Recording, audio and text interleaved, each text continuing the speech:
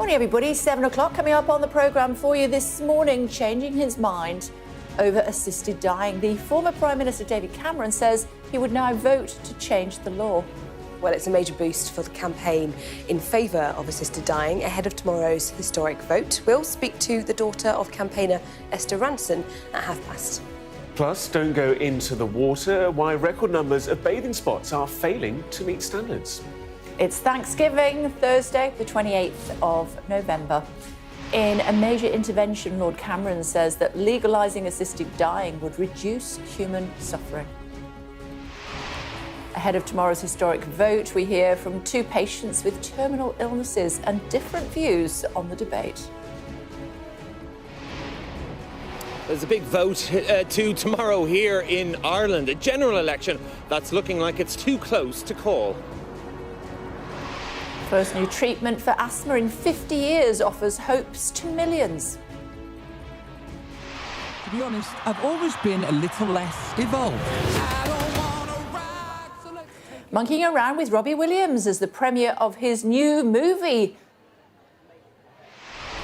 People from the 90s shouldn't be held accountable for how we think and we feel now.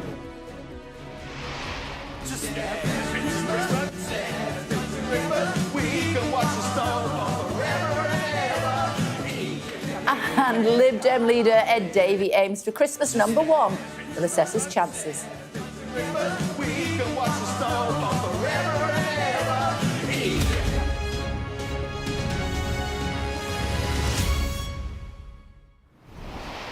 Morning everyone. In a major boost to the campaign to legalise assisted dying, the former Prime Minister David Cameron has said he has changed his mind and now supports a change in the law. He argues it would help bring about a meaningful reduction in human suffering, said it was not about ending life but shortening death. MPs will hold a historic vote on the issue tomorrow. Here's Mari's report. David Cameron's disabled son Ivan died in 2009 at the age of 6 after suffering from a form of epilepsy. He said previously that modern medicine would have given his son a longer and completely different life. As Prime Minister in 2015, he opposed a previous attempt to change the law, and as recently as October, he told Sky News he was still undecided. Where are you on that now? I'm thinking about it. I haven't supported it before on the basis that I'd always worried about vulnerable people being put under pressure. Once you have some form of assisted dying, what's the pressure put on people by relatives? I've always had that worry and concern, but I have to say, over the years of watching this debate and listening to the passionate arguments that people have put forward, having also known people with things like motor neurone disease and seen the deterioration and know how awful the end can be, I've got an open mind and I'm thinking. Unlike another former Prime Minister, Gordon Brown, who talked about losing his young daughter and is opposed to the bill, he now believes the legislation has sufficient safeguards and will help bring a meaningful reduction in human suffering. As campaigners have convincingly argued, this proposal is not about ending life, it is about shortening death. He goes on to say, when we know that there is no cure, when we know death is imminent, when patients enter a final and acute period of agony, then surely, if they can prevent it, and crucially, want to prevent it, we should let them make that choice. David Cameron's intervention comes after 3 previous Conservative Prime Ministers, Theresa May, Boris Johnson and Liz Truss, also said they were opposed to it. And he's in a minority of senior Tories. But Lord Cameron said the decision to give MPs a free vote on the issue is the right one, and he will be voting in favour if the bill makes it to the House of Lords, which is now just that little bit more likely. Mari's here with us. Vote tomorrow. Interesting, he's changed his mind. Yeah, he has changed his mind. And you know, it was only October that David Cameron was speaking to you, saying he didn't know how he was going to vote. He was undecided. So it's really interesting if he's written an op-ed in the Times this morning, and he's really outlined kind of 4 questions, 4 tests, as it were, of things that he wanted to check for. And I'll show you what they are. So, number 1, sufficient safeguards to protect those who are vulnerable. He was really worried about the pressure on vulnerable people. Number 2, slippery slope. There's always the argument around whether it starts quite safe and tight and then slowly but surely expands out. Number 3, would it put unnecessary pressure on the NHS? He ended up concluding that actually the NHS isn't there to be served by the public, but it's there to serve the public, and therefore if people need what they need, then the NHS should provide it. And number 4, will it bring a meaningful reduction in human suffering? And he argues, yes, it will. And so those are the kind of 4 tests that led him to this conclusion. And it's interesting because he's the only former Prime Minister who is in favour of this. We know that Boris Johnson, Liz Truss, Theresa May are all against, as well as Gordon Brown. But also, interestingly, so far, John Major, Tony Blair and also Rishi Sunak, none of those have said in either direction which way they would vote and how they feel about this bill. So it is a significant intervention. Is it going to, you know, utterly sway the vote? Not necessarily, but might it persuade or sway those who are still wavering and still on the fence? Perhaps it might. And I think it is quite significant for that reason, considering there are well over 100 MPs that still either are undeclared or undecided, and that could swing it either way. OK, for now, thank you. Thanks very much. Well, there's another important vote happening tomorrow. People in Ireland go to the polls in a general election that's looking too close to call.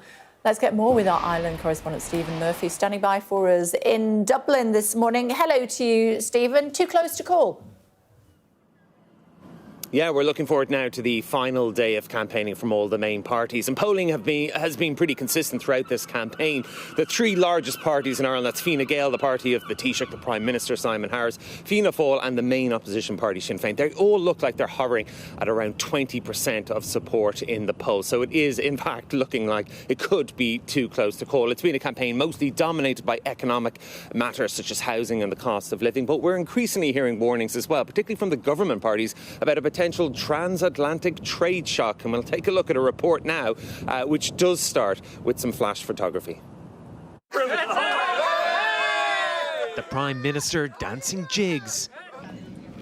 The Deputy Prime Minister mounting a buffalo. It can only be an election.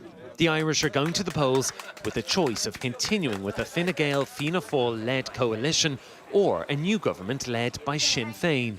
Housing and the cost of living are the biggest issues, but Donald Trump has also been looming large. Why? Well, the County Clare hotelier has been taking aim at the US multinationals that contribute so much to Ireland's thriving economy. He wants them paying tax at home instead, and he also plans tariffs on EU countries. It's very difficult to overstate how dependent Ireland is on its economic integration to the United States.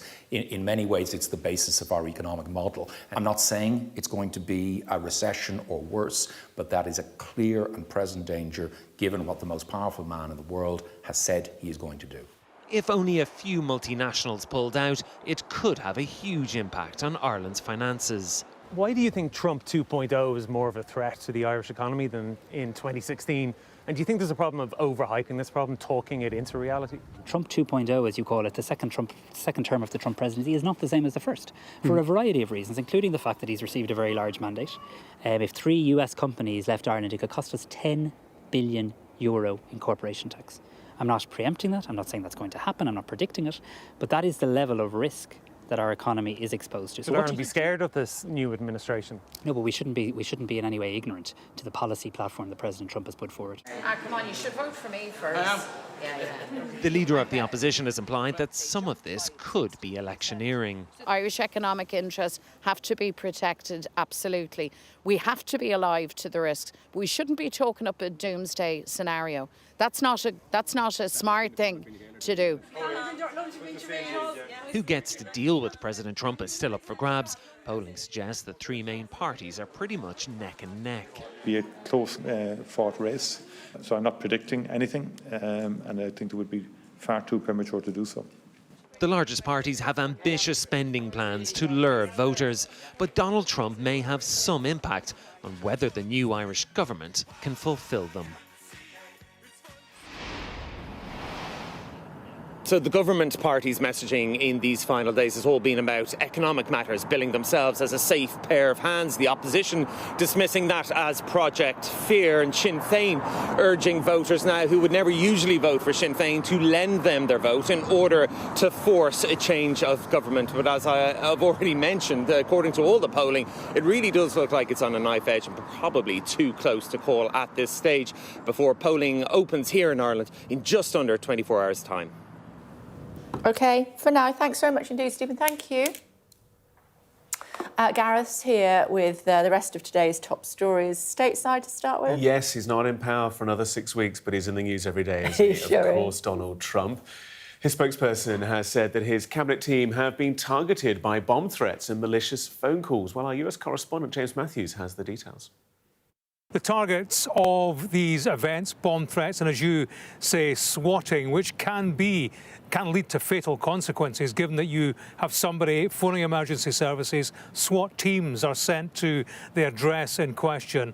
Guns drawn, of course, and often that can be a very distressing, possibly fatal for those involved. So very serious indeed. Among those who've been targeted, Ellie Stefanik, Donald Trump's pick to be UN Secretary General. She was driving home to her Washington property and was told of a bomb threat. Matt Gaetz, Trump's pick to be Attorney General until he withdrew. He was told of a bomb threat at his property. Sniffer dogs and bomb squad were sent to investigate.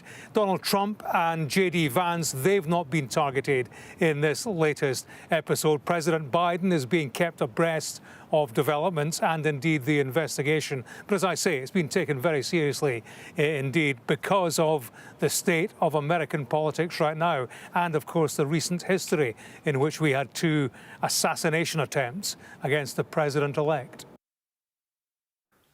Let's bring you up to speed on some of the day's other stories now. The Metropolitan Police has launched a new investigation into the alleged crimes of Mohammed Al-Fayed and whether they were assisted by the actions of others. They're also reviewing all previous investigations and say they have voluntarily referred themselves to the Independent Office for Police Conduct. The force has confirmed it's now being contacted by 90 alleged victims. As a result of inquiries so far, we have now launched an investigation into a number of people associated with Mohammed Al-Fayed. This investigation will look at what role those individuals may have played in facilitating or enabling his offending and what opportunities they had to protect victims from this horrendous abuse. The rapper Sean Diddy Combs has been denied bail for a 4th time despite a $50 million bid to be released. Combs was arrested on suspicion of racketeering and sex trafficking back in September and has been imprisoned for the last 10 weeks. He's pleaded not guilty and denies any wrongdoing. The number of cars produced in the UK has fallen for the 8th month in a row. The Society of Motor Manufacturers and Traders says 14,000 fewer cars were made last month compared to 2023. Last week, Ford announced it will be slashing 800 jobs and Vauxhall said it will close its Luton factory. A teenage photographer who met the Princess of Wales after being diagnosed with a rare form of cancer has died. Liz Hatton was pictured hugging Kate after the princess invited her to take pictures of Prince William at an investiture in Windsor Castle in October. Liz's mother announced her death last night. And a hiker in Canada who went missing for 5 weeks has now been found alive. 20-year-old Sam Bonastic was reported missing after he failed to return from a hike in the Rocky Mountains. He told police that he'd built a camp in a dried-out creek bed where temperatures dropped to minus 20 degrees. Scientists have discovered that an injection of a drug given during an asthma attack is more effective than the current treatment of steroid tablets. It's the first new treatment for the life-threatening condition in 50 years and has been hailed a game-changer. Our science correspondent Thomas Moore reports. Shiraz can scarcely believe he's now so full of health and vigour. He was having to go to hospital almost every day with an asthma attack, his severe breathlessness triggered by his own white blood cells invading his lungs. Conventional steroid tablets and nebulizers barely helped, but a new injection of a smart drug given during an attack targets the cells and reduces the inflammation they cause in the airways. He says it's given him back his life. I was, going into that gloomy kind of a state that, nothing seems to be working for me, how I'm going to survive my whole life with those exacerbations that I'm getting, the chest infections, the shortness of breath thing. My normal lifestyle was completely distorted because of those asthma things. But yeah, since then I started taking it, it was an amazing turnaround. A new study led by scientists at King's College London has shown for the first time that a drug called benralizumab is far more effective than steroids at treating an attack of asthma or the lung disease COPD. It reduces the lung inflammation caused by the white blood cells and helps people breathe normally again, the first new treatment for life-threatening symptoms in 50 years. Probably about half of asthma attacks are related to this type of inflammation. Our study showed that the benralizumab injections were much better in improving people's symptoms, also preventing people from getting worse, and also preventing the time to next episode of where they have these acute flare-ups or exacerbations. Benralizumab has been used to manage symptoms in some patients, but by giving a higher dose during an asthma attack, it's proving to have a powerful effect.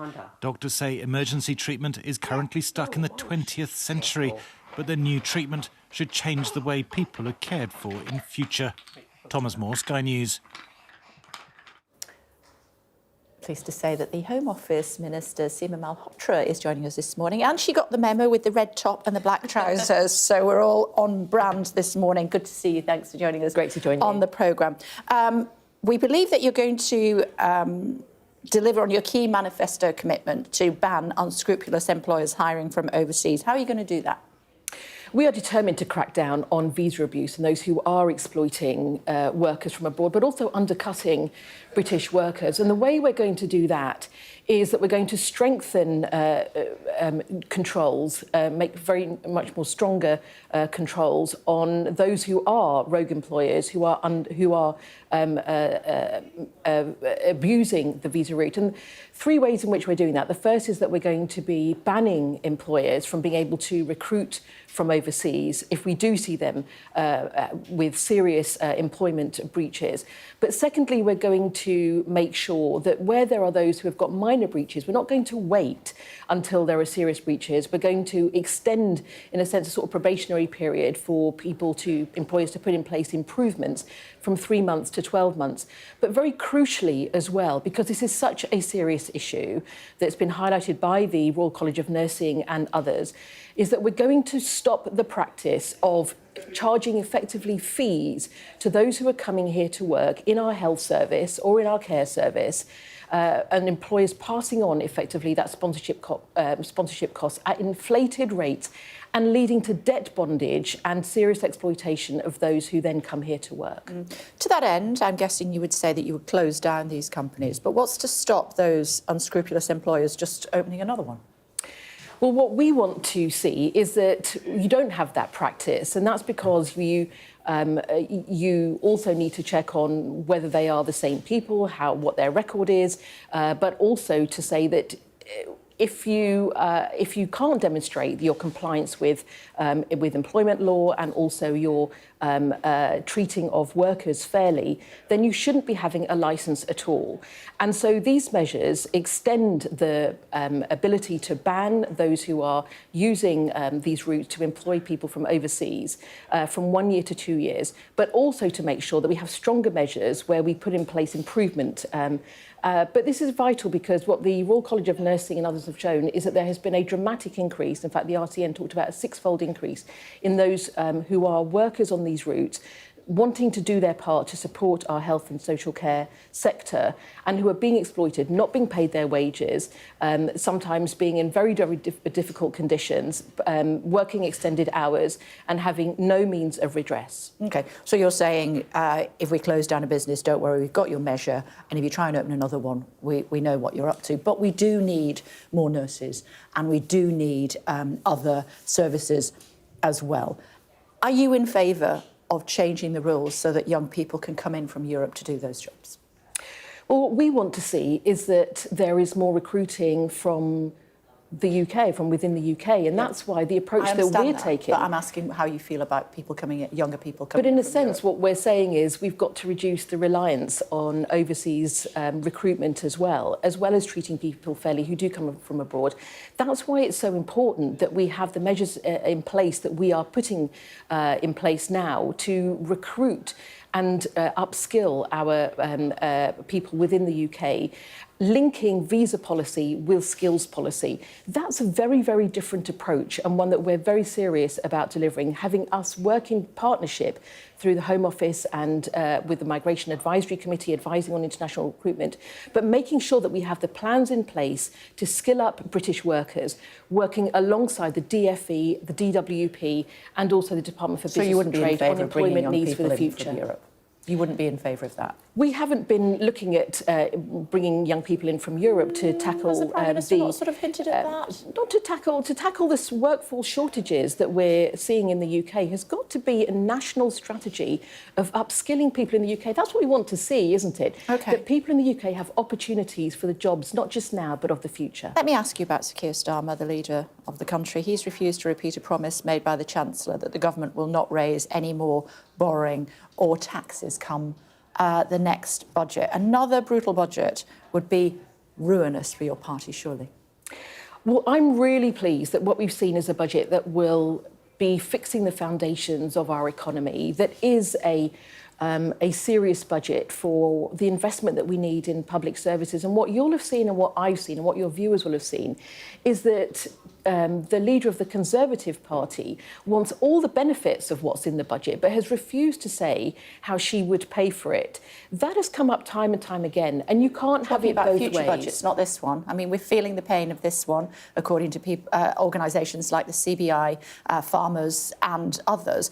I'm putting to you this morning, Minister, that another brutal budget would not go well. Well, what I recognise is that this is difficult in that we need to make tough choices. We need to make tough choices in order to deal with the inheritance that we had. And you know that, your viewers will know that. They have experienced what's happened under the 14 years of the Conservative government and the sense in which everything was broken. We heard that time and time again.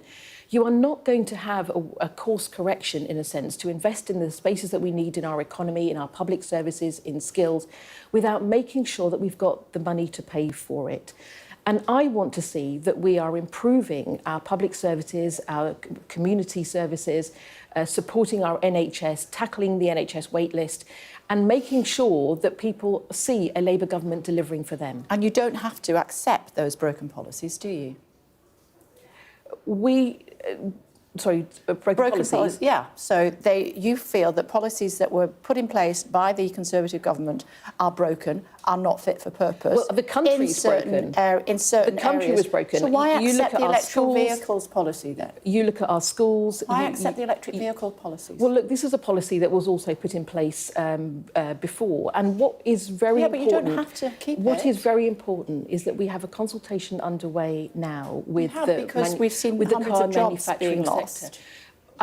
I think what's important to recognise here is that the crisis that we've seen with Stellantis was something that was brought to, with Vauxhall, yes, in Luton, was brought to the attention of the new government 10 days after the election.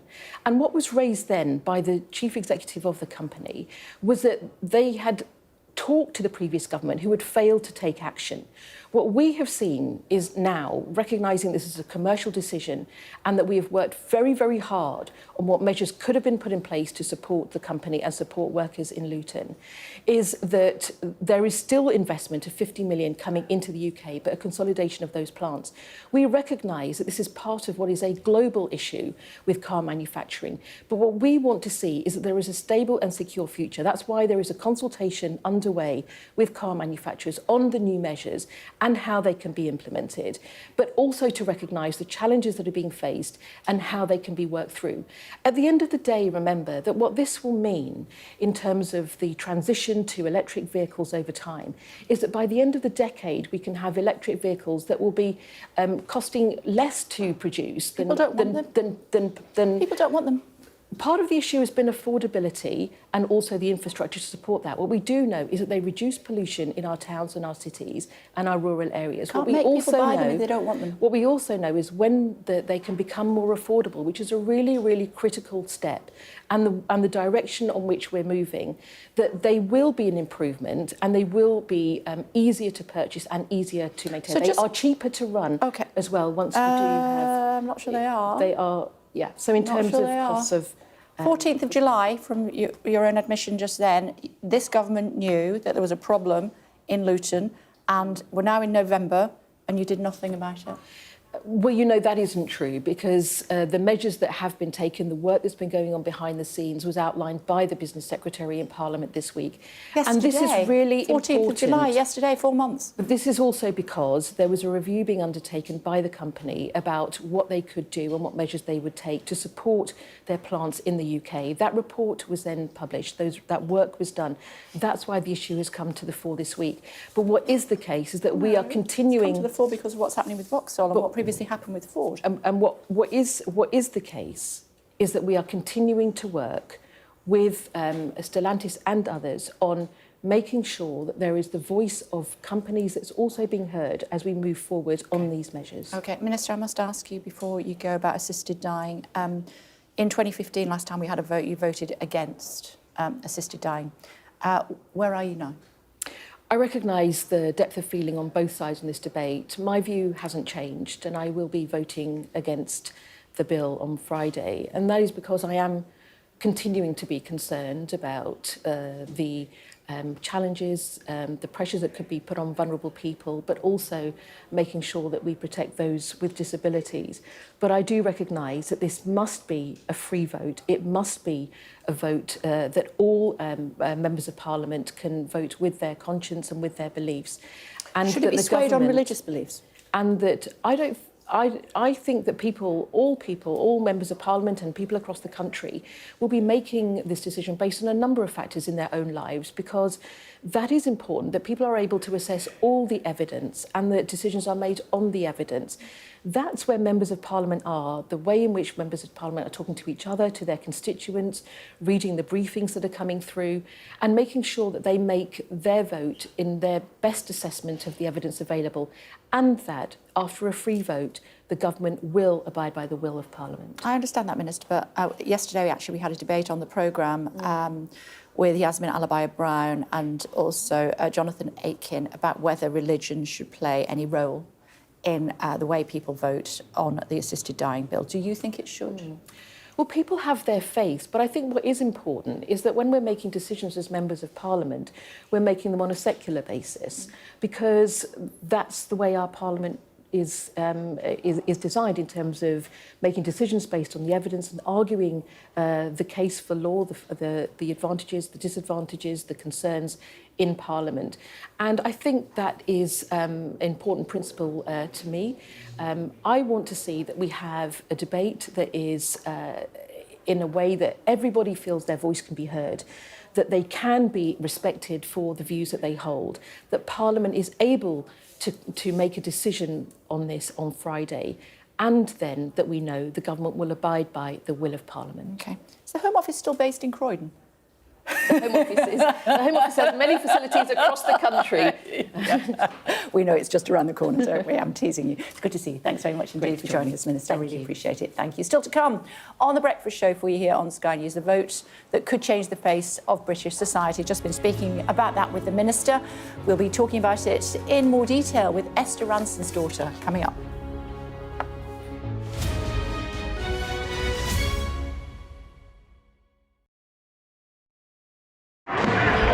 Paris reverberated to the sights, sounds and smells of conflict.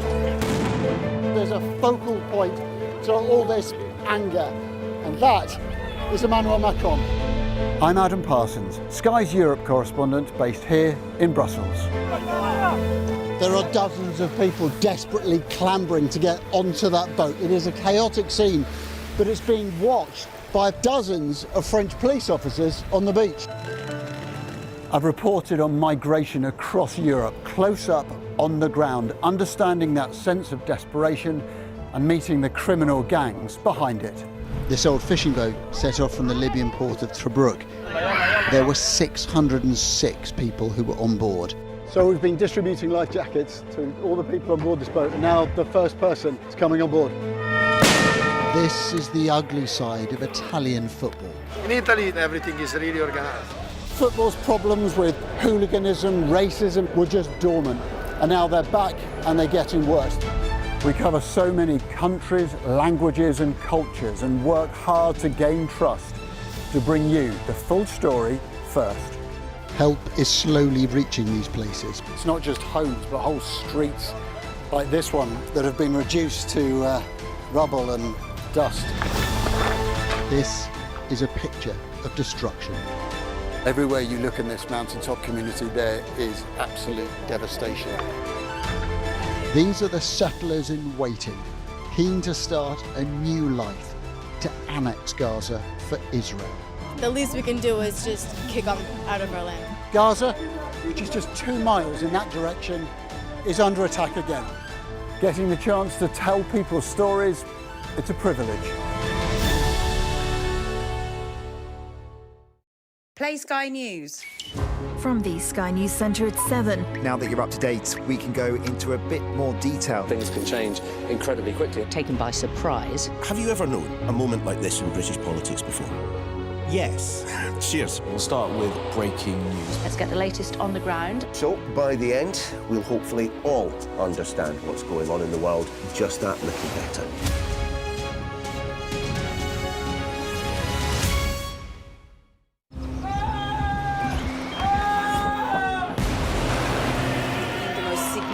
Day of this conflict. They keep telling us that they want aid. And this is what's left of it. Tanks, heavy vehicle. Why only in America? People want their country to work. You want a job in a normal life. Why are these homes empty? I want you to be honest with people. That has happened within minutes. Sky News, the full story first. Free wherever you get your news. Hello again, everybody. Welcome back to the Breakfast Show here on Sky News. I was just seeing there in the break, Liverpool v Man City. That's going to be a game and a half, isn't it? Yeah, it certainly is. Our floor manager, Callum's very happy at the moment, though, because he's a Liverpool supporter. Yes. And they beat Real Madrid, didn't they? So he's a very happy boy at the moment. Man City, not so happy, but there we are. Shame, shame. Gutted for you. Sensing sarcasm. No, not at Who'd have all. thought it? Yeah. Let's bring you the top story, shall we, this morning? A major boost to campaign to legalise assisted dying. The former Prime Minister, David Cameron, has said he's changed his mind and now supports a change in the law. He argues it would help bring about a meaningful reduction in human suffering. MPs will vote on the issue tomorrow.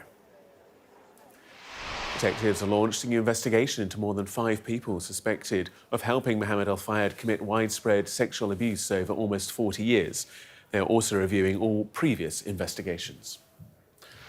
The first new treatment for asthma attacks in 50 years is being hailed as a game-changer by doctors and by patients. And several appointees of the US President-elect Donald Trump's cabinet have been targeted by bomb threats and so-called swatting, according to the transition team. I want to talk in more detail about the assisted dying bill. Rebecca Wilcox, Dame Esther Ranson's daughter, is also a broadcaster and campaigner, of course, is with us now. Spoken to us previously. Hi, Rebecca. Good to talk to you. First of all, how's your mum? Hello, good morning. She is okay. As we say, no news is good news with this type of treatment and cancer, because as long as it's in a holding pattern, it's okay. But it's that very real sword of Damocles hanging above us. We don't know when the pills and drugs will stop working, and when they stop working, things will move at a pace. So this bill really is something that we're championing, but it's not going to help us personally as a family. It is going to help all the thousands of other people that are affected by terminal illness. So She's okay. She's hopeful. It's a beautiful frosty morning where she is, so she's sending lovely pictures of the garden. Oh, that's great. How are you both feeling about the vote tomorrow? Oh, well, I don't know. I don't know. I think I'm a little bit nervous. I think I'm worried that I may shout at people from the public gallery and be led away in handcuffs. But apart from that, it's great to see people like David Cameron, Lord David Cameron, come out in favour of it. It's great to see all the former Chief Justices come out in favour of it. It's clear that the public is in favour of this. Every constituency has been polled and the majority have voted in favour of this. So it's disappointing when people like Wes Streeting come out against it and don't necessarily verify their reasons for it.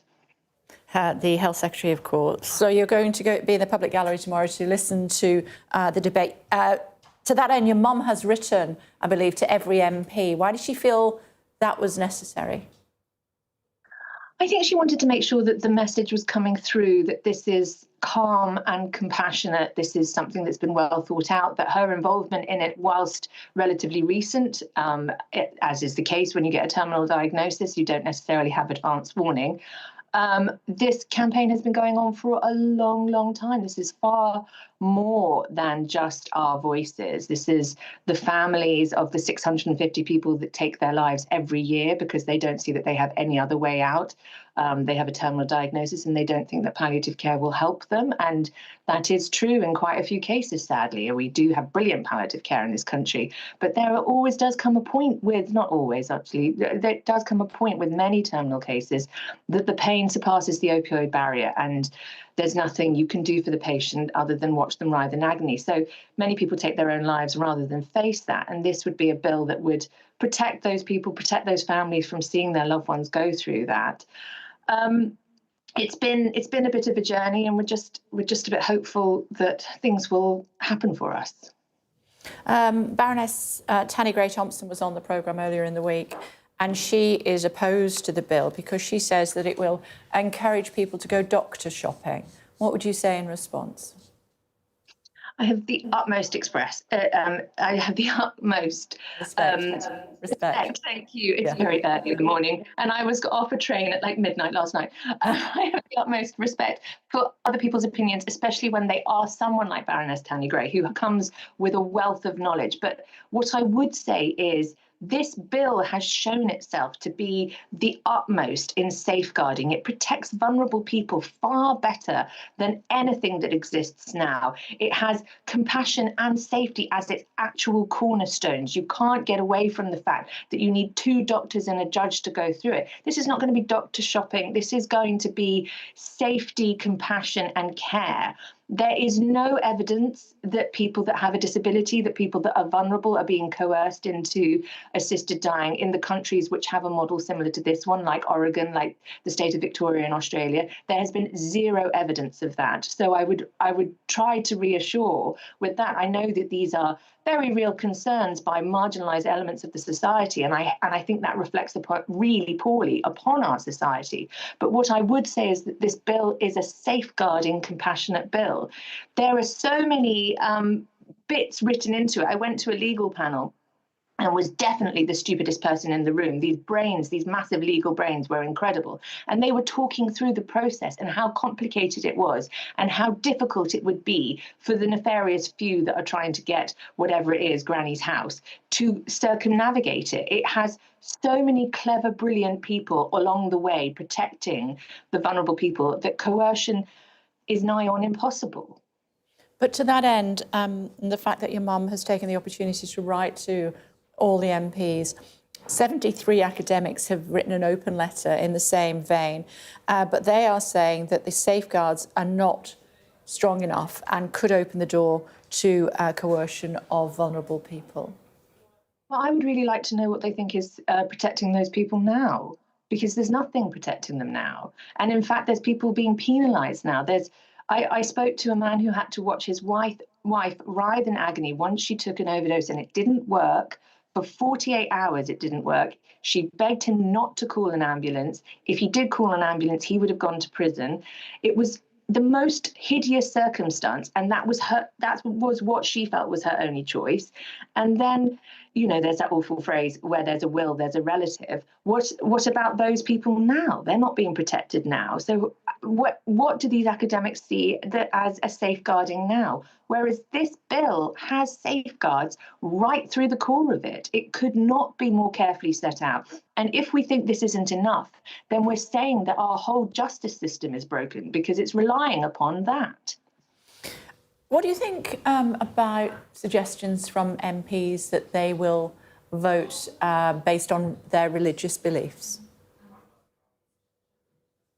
I don't want to offend anybody, and I think I possibly will, especially close relatives who are very religious. I have faith as well, but it doesn't control my point of view when it comes to the ballot box, when it comes to making decisions that I believe are rational, logical, societal decisions. I don't think we live in a country that is run by religious law. I'm very relieved that we don't, because the countries out there that are suffer from many problems, including access to specific medicine operations, care, access to education for women. I don't think going down that route where religion has a really strong role to play in our democracy and our laws is not a good idea. So I would say, don't vote according to your religion, vote according to your constituents' point of view. And if you do that, you can have a look at the poll that came out earlier this year that said in every single constituency, more than 50% of people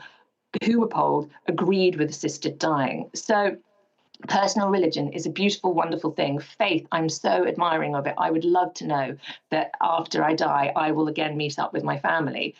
You are very lucky to have faith, but do not let that control the choices made by other people. That doesn't seem like a spiritual way for me. And also, we have laws, we have religion. They are separate things. This bill is about choice. It is your choice to have religion. It is my choice to choose an assisted death should it come to it. A final thought, Rebecca, your mum has made this campaign front and centre for her over the last few months. If the vote doesn't go her way tomorrow, where does that leave her? Well, as I said, this bill wouldn't necessarily affect her end-of-life care anyway. She gets thoroughly cross if anyone calls this her final campaign, because God knows she finds campaigns on the back of an envelope. She's pretty good at seeking out a cause and representing it beautifully and strongly and bravely. She deserves a rest. I would like her not to take on another campaign. I don't think that will happen. If the bill doesn't go our way, I don't think she's going to stop. I think she's going to keep talking about this. She can't not. Her email inbox is filled with relatives and people that are suffering because of the current laws, which are a mess and cruel. And so she can't not listen to these voices. She's always been somebody that champions the vulnerable, the unprotected, those in need. I don't think that's ever going to stop, even though she has terminal cancer, and I wish she would rest. OK. It's always good to talk to you. I'm sure we'll see you in the public gallery tomorrow. Thank you very much indeed. Thank you. Thank you. Well, ahead of tomorrow's debate, Sky's Sadia Chowdhury has been speaking with two cancer patients who have very different views on the assisted dying bill. Sadia's report contains references to suicide threat. Claire and Philip are both terminally ill. Doctors say they may have months to live.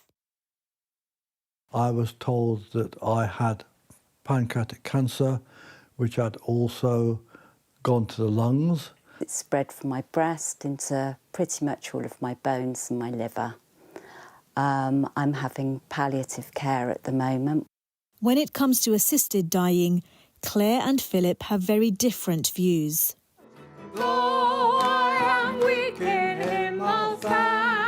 Here's Philip with his wife. Listen to what they're singing about. It may give you a clue on what he thinks. I'm gonna trust in God. Amen. By His grace. Amen. I want to live until God wants me to die, and then He'll sort that out, not me. I have no idea how it's going to happen. I don't want to know. Philip's faith means he views assisted dying as suicide, and suicide as sin. But he explains this is also about his right to be cared for. I have been with people dying on more than one occasion. And I can say, out of the people I've been with, apart from my mother, which was a long, long time ago when they didn't have the palliative care you've got now, they have not been in such pain. And so I see no reason why that palliative care should not be available for me. Yeah, this valley in the spring is absolutely full of birdsong. Claire lives on a farm. Yeah. Living and dying here isn't always up to nature. A farmer would be prosecuted for allowing an animal to suffer. And yet, when it comes to human beings, for some reason, that seems to be okay. Claire supports assisted dying, but says it's more than not suffering. I would like to choose to die in a place, which is underneath the oak tree in my garden, at a time of my choosing. The branches go right the way over the roof of my house. If the law doesn't change and change quickly, Claire says she'll choose to die alone. I've got no intention of eking out every single second. So I would plan to take my own life. But as the law stands, I would have to do that alone. And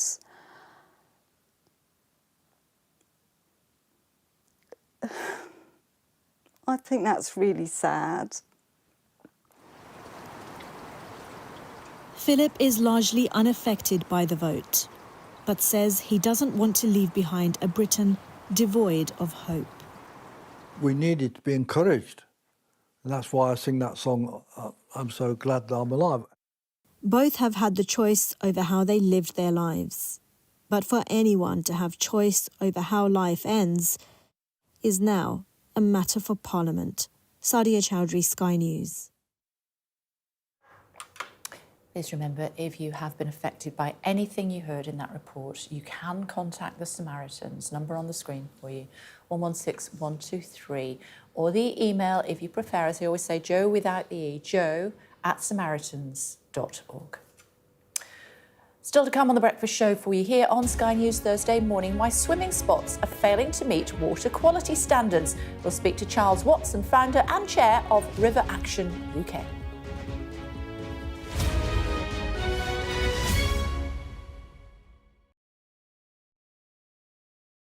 The judge made it very clear that she could see no justifiable reason why Sakulas wasn't here facing British justice. I promised I would get him justice. Sky News gets the full story first. It's legal to let go. Set the speed and take the hands off. I'm Lisa Dowd and I'm Sky's Midlands correspondent. Sky News get the full story first. Is this now all your territory? Yeah. The battlefield is outside the barricades. We are in the middle of a forest, in a jungle really, and they're attempting to keep these men alive. I'm Stuart Ramsey and I'm Sky's chief correspondent. It's really dangerous. Many people have died riding it. There's always more to the news than a headline. We want to discover, to delve a little deeper, to find out what's really going on. Explanation, analysis, the people at the heart of every story. I'm Neil Patterson, and this is the Sky News Daily Podcast. So, by the end, we'll hopefully all understand what's going on in the world just that little better. Available wherever you get your podcasts. A show of military might and menace. Why should the West trust you? Frankly, I don't care whether the West trusts us or not. Sky News. Get the full story first. Have a quick word for Sky News. Is the West right? Are you fueling Russia's war machine? American journalist Evan Gershkovich is on trial here, but was first on display. I'm Ivor Bennett, Sky's Moscow correspondent. Welcome back, Welcome to the show that never ends. We've got a heck of a race. This is when the Premier League properly clicks into gear. With the reigning champions against perhaps their most likely challengers. Liverpool, Manchester City, The summit meeting of English football's top two. Liverpool, Manchester City on USA. We arrive. A secret hospital hidden in the Myanmar jungle, treating the victims of this bloody war. This is Myanmar today. Its military rulers don't want the world to see, but we have. I fight for my own future. I fight for my generation's future. This is an actual crime. They don't care for that. Myanmar army is only a couple of kilometres away. So this is a major humanitarian disaster.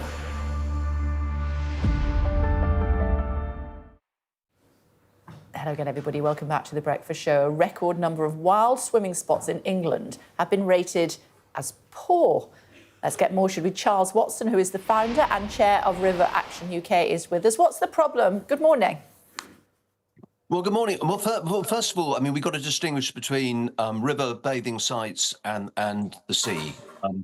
And as river, campaign is, we're very much focused on what's happening there. But we now have 16 sites in this country on rivers that have been classified as bathing sites, and many of them were granted permission to be so in the last few months.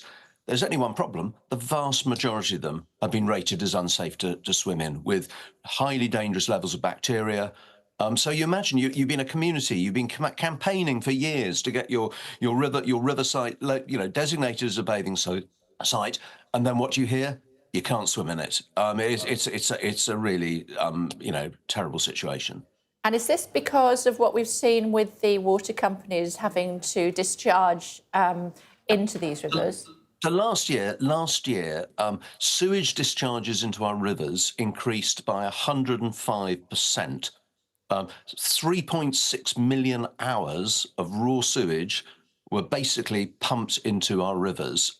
So it is absolutely no surprise. And now some of this is due to the fact that the weather is more extreme, and it breaks my heart to say so, but as we speak at the moment, after the severe weather events of the last sort of 3 or 4 days, I mean, all over the country, we will see sewage running out into rivers. But the reason this is happening is because the infrastructure that is there to cater for sewage has just not been invested in. Too much money has been paid to shareholders and not to making the system fixed and fit for purpose. And that is why we have this terrible situation. And so, Charles, are you just telling people not to swim?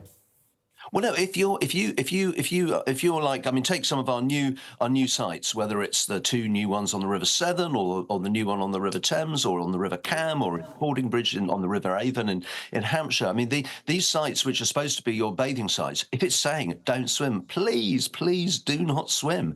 There's one thing just also to say is now it's irrelevant because these things are only monitored for half the year, from October to May. The Environment Agency go away, and they're not even monitored. So, and as you've covered many times on your programme, I mean, cold water swimming is now a major national sport. So not only do we have these failing bathing sites, for half the year, they're not even being monitored anyway. So, but, I mean, at the moment, it is very, very dangerous, and really, people should be incredibly cautious about getting into these waters when they're unfortunately, full of human excrement. Okay. Let's leave it there, shall we? Thank you very much indeed for joining us on the programme. Thank you. Let's talk about Robbie Williams. He's got a new movie out. It premiered last night. Debbie has more. I'm Robbie Williams. I'm one of the biggest pop stars in the world. Robbie Williams' new film lays bare the challenges he faced growing up in the spotlight. But the former Take That star says he's not one to hold a grudge. People from the 90s shouldn't be held accountable for how we think and we feel now. We didn't know, and now we do. And so things can and will change. And I can already feel it around me, how I'm treated and how we treat each other. Evolve. I don't wanna Portrayed as a CGI monkey, and yes, you heard that correctly, the film follows the singer through the highs and lows of his life since he was a child, through his years in the beloved boy band, and during his solo career. He's a compelling subject, he says, for the big screen. What I've managed to do in my career is the equivalent of stretching an elastic band from Stoke to Mars. And nice stuff keeps happening, and I'm here for it. Give a little wave there, Robbie. Nice. Better Man references Robbie's long-running feud with Oasis, his past relationship with All Saints singer Nicole Appleton, as well as his struggles with sobriety. Director Michael Gracie, whose previous work includes The Greatest Showman, says this isn't your average biopic. I think the thing I value the most is that he's been willing to really go to those dark places, which I think a lot of musical biopics suffer from being sanitized or watered down, and I think that no one could accuse this of being those things.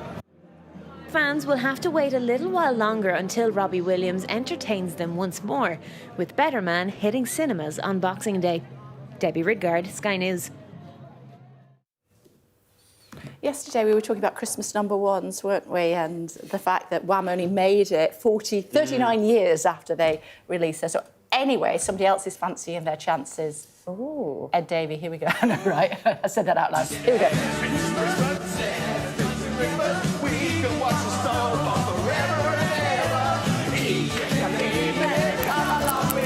Are you asking me to step in? Who sang that originally? Can you?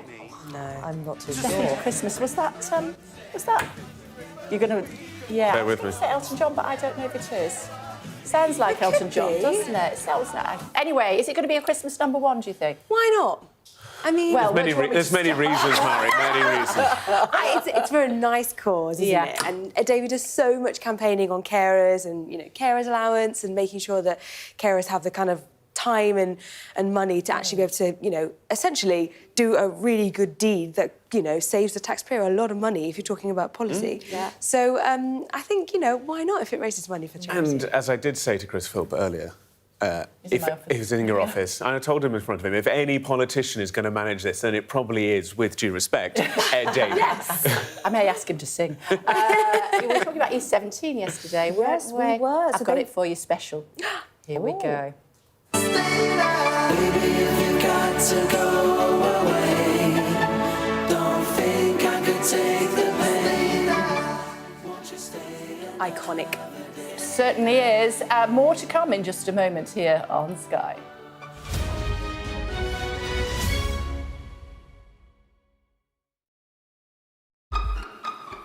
We've got your Sunday mornings covered. From the front page and the sounds of the streets to the voices of the people who make the major calls and big picture politics beyond Westminster. We'll put you at the heart of our story. A new start to Sunday.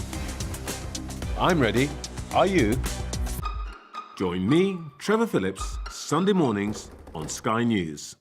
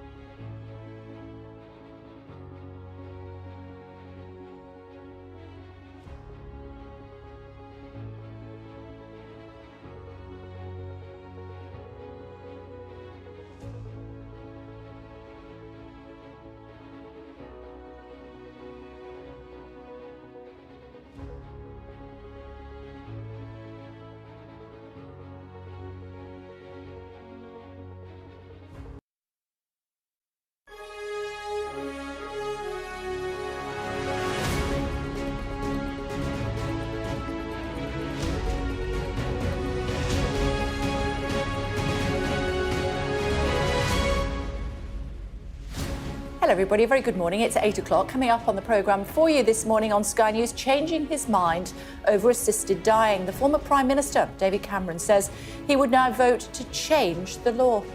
Well, it's a major boost to the campaign ahead of tomorrow's historic vote and has been welcomed by key campaigners like the daughter of Dame Esther Rantzen, Rebecca Wilcox. Plus, is it the government's job to be pushing the sales of electric vehicles to achieve net zero? Great question. It's Thursday, the 28th of November. Happy Thanksgiving. In a major intervention, Lord Cameron says that legalising assisted dying would reduce human suffering. It's great to see people like David Cameron, Lord David Cameron, come out in favour of it. It's great to see all the former Chief Justices come out in favour of it. It's the final day of campaigning here in Ireland ahead of a general election that's looking like it's too close to call. First new treatment for asthma in 50 years after hope, and it offers hope to millions. To be honest, I've always been a little less evolved. I don't wanna rock, so let's take it from the top. Monkeying around with Robbie Williams at the premiere of his new movie. People from the 90s shouldn't be held accountable for how we think and we feel now.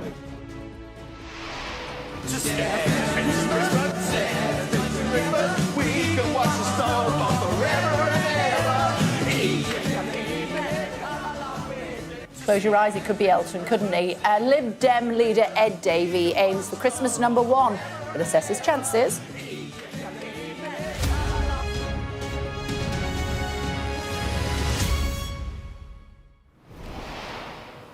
Morning, everybody. In a major boost to the campaign to legalise assisted dying, the former Prime Minister David Cameron has said he has changed his mind and now supports a change in the law. He argues it would help bring about a meaningful reduction in human suffering and said it was not about ending life but shortening death. MPs will hold a historic vote on the issue tomorrow. We also heard from the daughter of the campaigner Esther Rantzen, who said she'd be watching in the public gallery and trying not to shout. This is Mari's report. As Prime Minister in 2015, David Cameron opposed changing the law on assisted dying, raising concerns about its impact on the vulnerable. David Cameron's disabled son Ivan died in 2009 at the age of 6, after suffering from a form of epilepsy. He said previously that modern medicine would have given his son a longer and completely different life.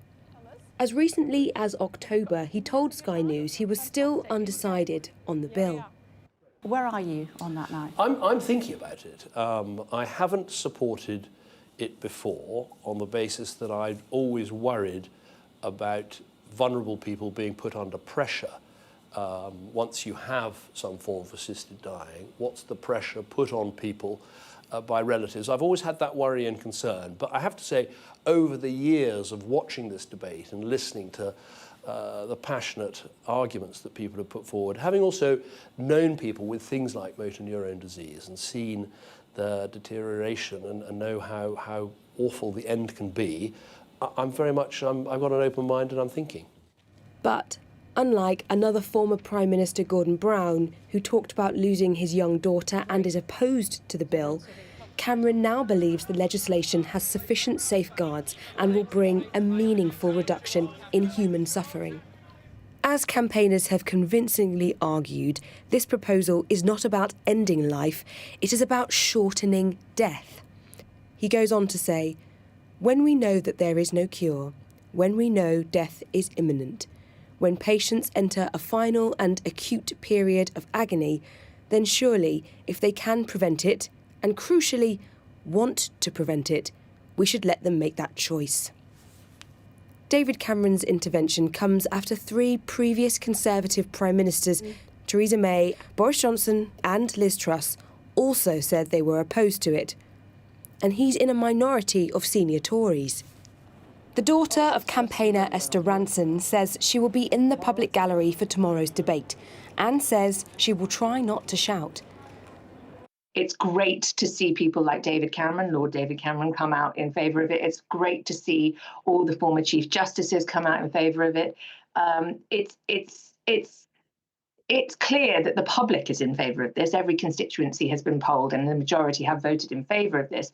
So it's disappointing when people like Wes Streeting come out against it and don't necessarily verify their reasons for it. But Lord Cameron said the decision to give MPs a free vote on the issue is the right one, and he will be voting in favour if the bill makes it to the House of Lords, which is now just that little bit more likely. Labour MP Kat Eccles with us this morning. Hi, it's good to see you. Thanks for joining us. Your view? So I've got a long-held view on assisted dying. I believe that people should have choice, that people shouldn't be left in pain or dealing with really difficult and uncomfortable end-of-life symptoms. I've met a lot of people in my constituency who have witnessed traumatic deaths, sadly, of loved ones, and just don't want that to happen for other people. But what do you say to those who say, well, two things. Let's start with the religious beliefs. MPs have got religious beliefs. Should they allow that to sway the way they're going to vote? Well, at the end of the day, this is a free vote. It's a vote on conscience, morals, and essentially how you feel inside. So people's religious views are absolutely, totally valid. And this is something I've said to people in my constituency as well. You're absolutely entitled to your view, but that is also your choice. And you can't really take away that choice from other people who hold a different view. And what are your constituents telling you? It's very much reflective of the national picture that we're seeing come out from the campaign groups, where they're saying about 75, 25, 70, 30, and that's something we're seeing reflected in the inbox. In favour? In favour, yeah. So that's what we're seeing coming into the inbox and through letters and cards that are being delivered to. And what are you picking up in the tea rooms across the road? People are, I think, quite sick of talking about it. I think it's very personal for people and they don't necessarily want to talk about it over their lunch or breakfast or tea. I think people are generally in favour of the principle. People have got some reservations and that's understandable. And that's... But reservations about the bill, and some people who are against it come on the programme and say to me, worried about people being coerced by relatives and loved ones into doing something that they perhaps don't want to do. Yeah, well, actually the evidence we've seen from other countries that have introduced assisted dying laws is that the most coercion actually happens with relatives trying to talk loved ones out of having an assisted death. And when we're talking about coercion, where doctors and medical professionals are looking out for it, we have to remember that they are doing that every single day, even in end-of-life care, looking out for that coercion. So they're very well versed in that already. OK, if the vote goes against what your beliefs are, we probably won't see it again for at least another 10 years. How would you feel about that? I'd personally be disappointed because it's something I'd want for myself, and I know a lot of people would want it for themselves and their loved ones as well, but I will absolutely respect any result that happens on Friday, and everyone is totally entitled to their view on this. OK. What's the ribbon for? This is white ribbon for the elimination of violence against women and girls. Jess Philp's obviously the champion of that. Absolutely. Yeah, she was on the programme earlier in the week, actually. She is a huge feisty champion. Woman, isn't she? Indeed. Yeah, we know. Good to see you. Thanks very much. Thank you so much, Thank Kay. you. Bear with me 1 second, if you would. There's another important vote happening tomorrow as well. People in Ireland go to the polls in a general election that's looking too close to call. Let's get more, should we? Our Ireland correspondent, Stephen Murphy, joining us from Dublin. Hi, Stephen. Too close to call.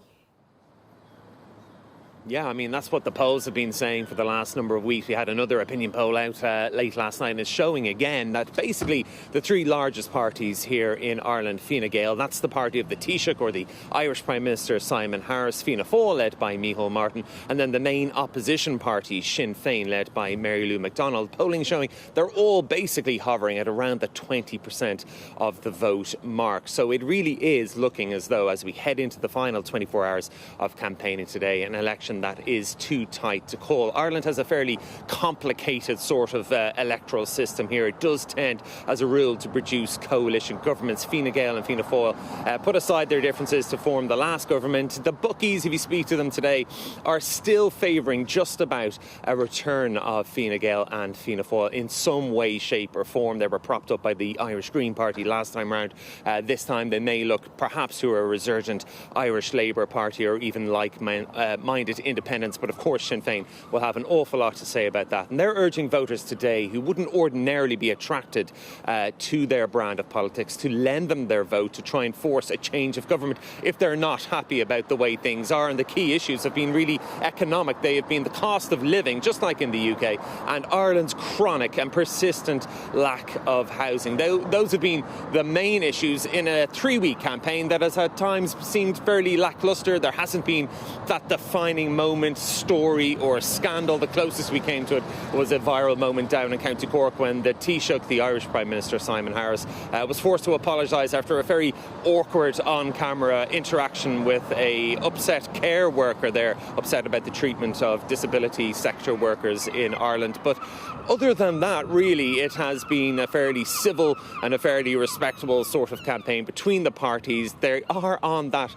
electoral knife edge at the moment, and a lot of Irish voters, exit polls always show, make up their mind at the last moment, sometimes as late as when they enter the polling station, and those open tomorrow morning at 7 o'clock.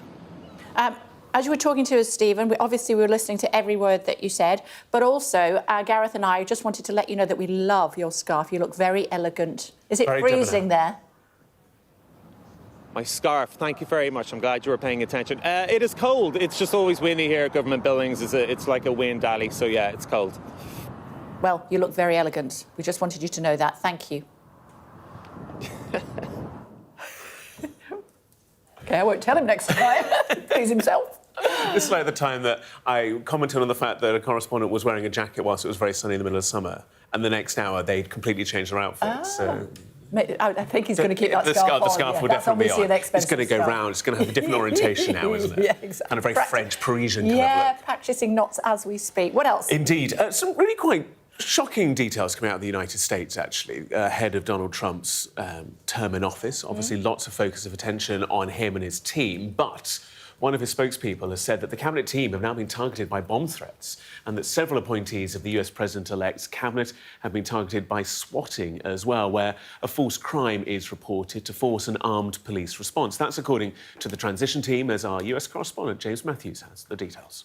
The targets of these events, bomb threats, and as you say, swatting, which can lead to fatal consequences, given that you have somebody phoning emergency services. SWAT teams are sent to the address in question, guns drawn, of course, and often that can be a very distressing, possibly fatal for those involved. So very serious indeed. Among those who've been targeted, Ellie Stefanik, Donald Trump's pick to be UN Secretary General. She was driving home to her Washington property and was told of a bomb threat. Matt Gaetz, Trump's pick to be Attorney General until he withdrew. He was told of a bomb threat at his property. Sniffer dogs and bomb squad were sent to investigate. Donald Trump and J.D. Vance, they've not been targeted in this latest episode. President Biden is being kept abreast of developments and indeed the investigation. But as I say, it's been taken very seriously indeed because of the state of American politics right now and, of course, the recent history in which we had 2 assassination attempts against the president-elect. Let's take a look at some of the day's other stories now, shall we? Detectives have launched a new investigation into more than 5 people suspected of helping Mohammed El Fayed commit widespread sexual abuse over almost 40 years. They're also reviewing all previous investigations and say they have voluntarily referred themselves to the Independent Office for Police Conduct. The force has confirmed it's now being contacted by 90 alleged victims. A teenage photographer who met the Princess of Wales after being diagnosed with a rare form of cancer has died. Liz Hatton was pictured hugging Kate after the Princess invited her to take pictures of Prince William at an investiture in Windsor Castle in October. Liz's mother announced her death last night. And a hiker in Canada who went missing for 5 weeks has been found alive. 20-year-old Sam Bonastic was reported missing after he failed to return from a hike in the Rocky Mountains. He told police that he'd built a camp in a dried-out creek bed where temperatures dropped to minus 20 degrees. Shadow Home Secretary Chris Philp is here. I remembered your title this time. How are you? Thanks for joining us on the programme this morning. The boss laid out a 5-point plan to try to deal with migration. Those figures are coming out a bit later on. What are you going to do? What would you do? Well, first of all, Kemi and I acknowledged yesterday that for 20 or 30 years now, successive governments have made mistakes on migration. Levels of net migration have been far, far too high. Since 2010, 3.7 million people. That's more than the population of Wales. It's 8 times the population of Liverpool. So we started off with just an honest acknowledgement that mistakes have been made by successive governments. What we'd like to do is take a new approach going forward, and that will involve very significant reductions in net migration. Now, the new figures are going to come out in a couple of hours' time. They're likely to come down thanks to some measures taken by the last Conservative government. But those don't go far enough. We'd like to do more. That will include a hard cap on the number of migrants, net migrants allowed in. It'll mean a pivot How are you going to do that? Well, it'll mean a pivot away from mass low-skill, low-wage migration, which we have unfortunately seen for the last 20 or 30 years, towards much lower, more limited numbers of high-wage, high-skill migrants who can make a real contribution to our economy. That's one of the changes that Kemi talked about. Well, of course, when David Cameron said that 10 or 15 years ago, free movement applied, and so it wasn't possible to deliver it. We need to take a different approach now. We can control our borders. It as well, ahead of the last election. Yeah, and of course we lost the last election, so we weren't able to implement that. So it's not a policy that people think is a good idea? Well, I think there were a number of reasons for losing the last election. I don't think Labour's approach to immigration is one of them. I mean, after all, under Labour, small boat crossings have gone up by 23%, for example. Look, we want to take a new approach, a different approach, under a new leader, with that hard cap on migration, and just a change, as I say, away from that mass low-skill migration we've had, towards much lower numbers of people who can really make a significant economic contribution. And let's not forget, we have 9 million adults in the UK who are economically inactive. Let's get some of those people into the workforce. That number has gone up by 10%. It's gone up by nearly 1 million people in the last 5 years. Businesses should be looking to those people. 4.5 of those years you were in charge. That's right, and that's why we acknowledged yesterday in the speech, Kemi was very honest, very truthful in acknowledging that mistakes have been made by successive governments over 20 or 30 years, including Conservative governments. She was honest in acknowledging that. And one of the things we also talked about was getting some of those British citizens into work instead of businesses importing large numbers of low-skill, low-wage migrants. We'd also like to see more investment in technology, right? Other countries around the world, instead of using low-skill, low-wage migration, are investing in technology. So in South Korea, for example, in manufacturing, they use 9 times the number of robots than we do here in the UK. In Australia and New Zealand, they've mechanised and automated a lot of their fruit and vegetable picking. There are lots of things you can do, and we'd like to see that happening here. You either want to use more robots or you want to get more people back to work. You can't do both. You can do both. Of course you can do both. Okay. Because there are some jobs that you can't mechanise. I mean, things like working in a care home or working in the hospitality sector, so like pubs and restaurants, you can't really mechanise that. 9 million positions? Well, we'd like to get some of those 9 million people back. Currently, they're not working, right? 9 million people economically inactive.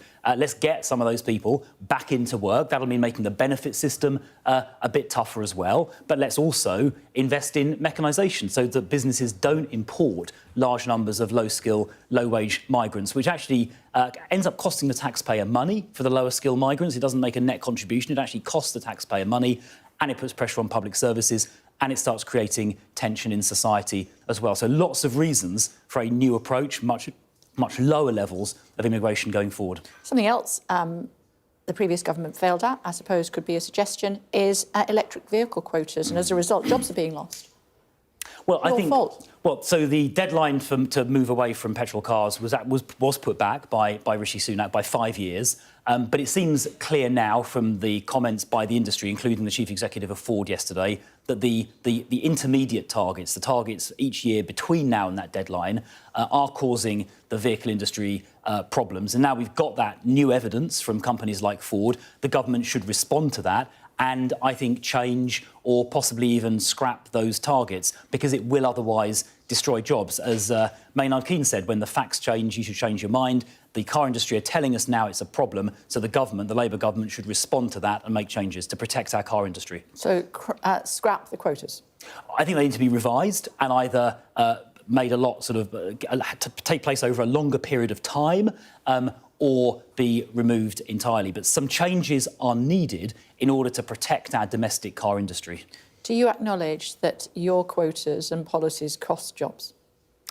Well, I mean, as I say, Rishi Sunak moved that deadline back, which was the right thing. Still lost to do. In fact, thousands of jobs. Well, that has happened under the Labour government, and as I say, when the facts change, in power 3 months. It's not almost half a year actually. And you know, when the facts change, you should change your 5 months. When the facts change, you should change your mind. And when the chief executive of Ford yesterday said this was causing a problem, that is something the current government should respond to. Can't believe I had to count on my hands to do that, but there we go. August, September, October, It was November. July. The election was 4th of July. So the first month was August. The first month was July. It was July the 4th. Yeah, so a month takes you to the 4th of August. Anyway, never mind. It's a good job you're not Chancellor. Talk to me about assisted dying. How are you going to vote? Well, I'm going to vote in favour of it because, look, on balance, I do respect the sanctity of life. It's not something I would want to do myself. I wouldn't want to myself end my life in that way, or my family. I wouldn't encourage my friends to. But besides respecting the sanctity of life, I also respect freedom of choice. I respect the right of other people to make their own decisions. And so weighing those two things up, I will vote in favour of it. I'm satisfied the safeguards are strong enough. The need to have 2 doctors signing it off, the need for a judge to sign it off. If anyone gets coerced, that will be a criminal offence. So because those safeguards to protect vulnerable people are so strong, on balance, I'll vote for it. And ultimately, for me, it just comes down to personal choice, personal liberty. I don't want to use my vote to stop someone else, prevent somebody else from making their own choice according to their own conscience. And even though it's something I wouldn't want to do myself, I wouldn't encourage my family to, I do believe in the sanctity of life. I think that is a personal choice, and each and every one of our fellow citizens, I think, should have the right to make that choice themselves rather than have Parliament deny them that choice. So for me, it's about freedom, choice and liberty. Do you feel that Lord Cameron's intervention may change people's minds? Well, I think everybody listens to, former prime ministers because they've got experience of government and office, and he's someone I think people do respect. But I think each MP will have to make up their own mind. It is, of course, a free vote, so there's no party political position on this, and each member of Parliament, each one of the 650 of us, has to make our own decision based on our own judgment. We had a debate yesterday about whether religion should play any part in people's decision-making. Do you have a view on that? Well, I think MPs should make their own choice, as I say. Generally speaking, I think you have to make decisions as an MP based on a careful assessment of the facts, listen to the arguments. But people obviously are informed by different considerations, and I'm not going to say that other MPs should or should not, think about their own personal convictions. For me, I'm just weighing up my belief in the sanctity of life, which I do believe in, with people's liberty and the right to make their own decisions, and just weighing those two things up. I've come down on the side of respecting people's personal choice and personal liberty. Let's end on a lighter note, should we? Ed Davey wants to be the Christmas #1. Do you have a view? Do I have a view on Ed Davey? Well, I mean, look. Where should I start? Goodness me, Ed Davey in a Christmas #1. I'm not sure I'm going to be buying the record. I might make a donation to the charity. I think Ed is trying to obviously draw attention to himself. He's the leader of a political party. He should be engaging seriously with issues. But look, he's supporting a charity. I'm certainly not going to knock that. So good luck to him. And perhaps what I'll do is make a donation to the charity concerned. I'm not sure I'm going to inflict upon myself Ed Davey's singing. OK, are you any good at singing? I'm not really, no. OK, so I won't ask you to sing then. That would be a terrible idea. That would be ruinous for your viewing figures. I doubt it. I think people would pay good money. It's good to talk to you. Thanks very much indeed. Thank you.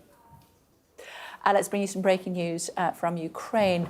Russian attacks have left 1 million people without power, we're told, in western Ukraine. Ukrainian officials say that cluster munitions were used to target power stations. It's the second major attack on Ukraine energy infrastructure this month. Temperatures right now are around freezing. We'll get more on that and update you further. Still to come on The Breakfast Show for you. Going electric, we'll debate whether green targets for vehicle sales are putting jobs at risk.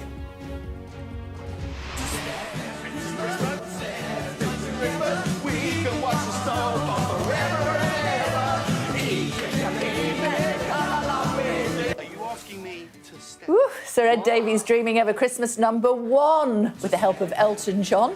We'll be taking a listen to his charity single with music journalist Paul Stokes.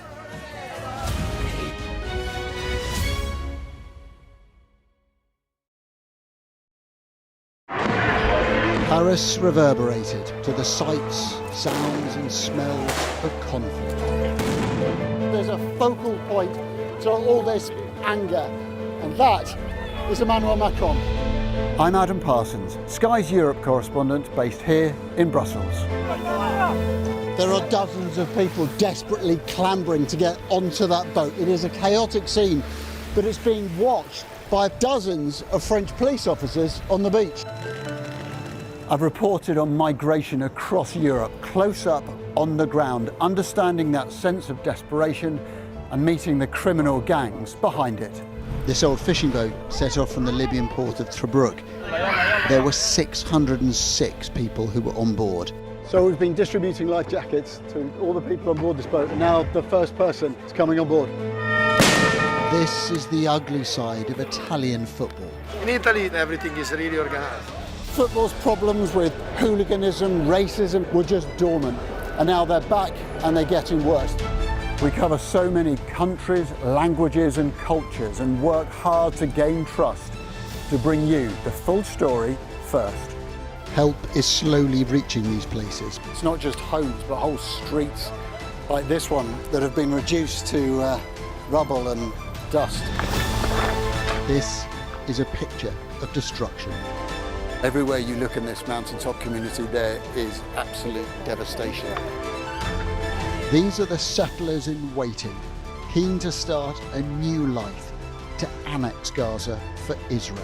The least we can do is just kick them out of our land. Gaza, which is just 2 miles in that direction, is under attack again. Getting the chance to tell people's stories, it's a privilege.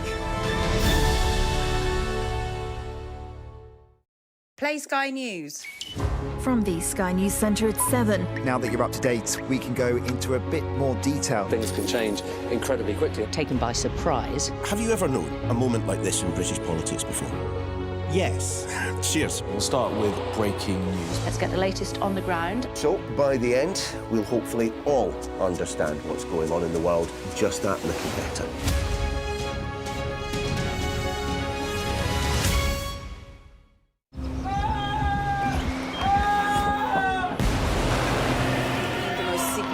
Day of this conflict. They keep telling us that they want aid. And this is what's left of it. Tanks, heavy vehicle.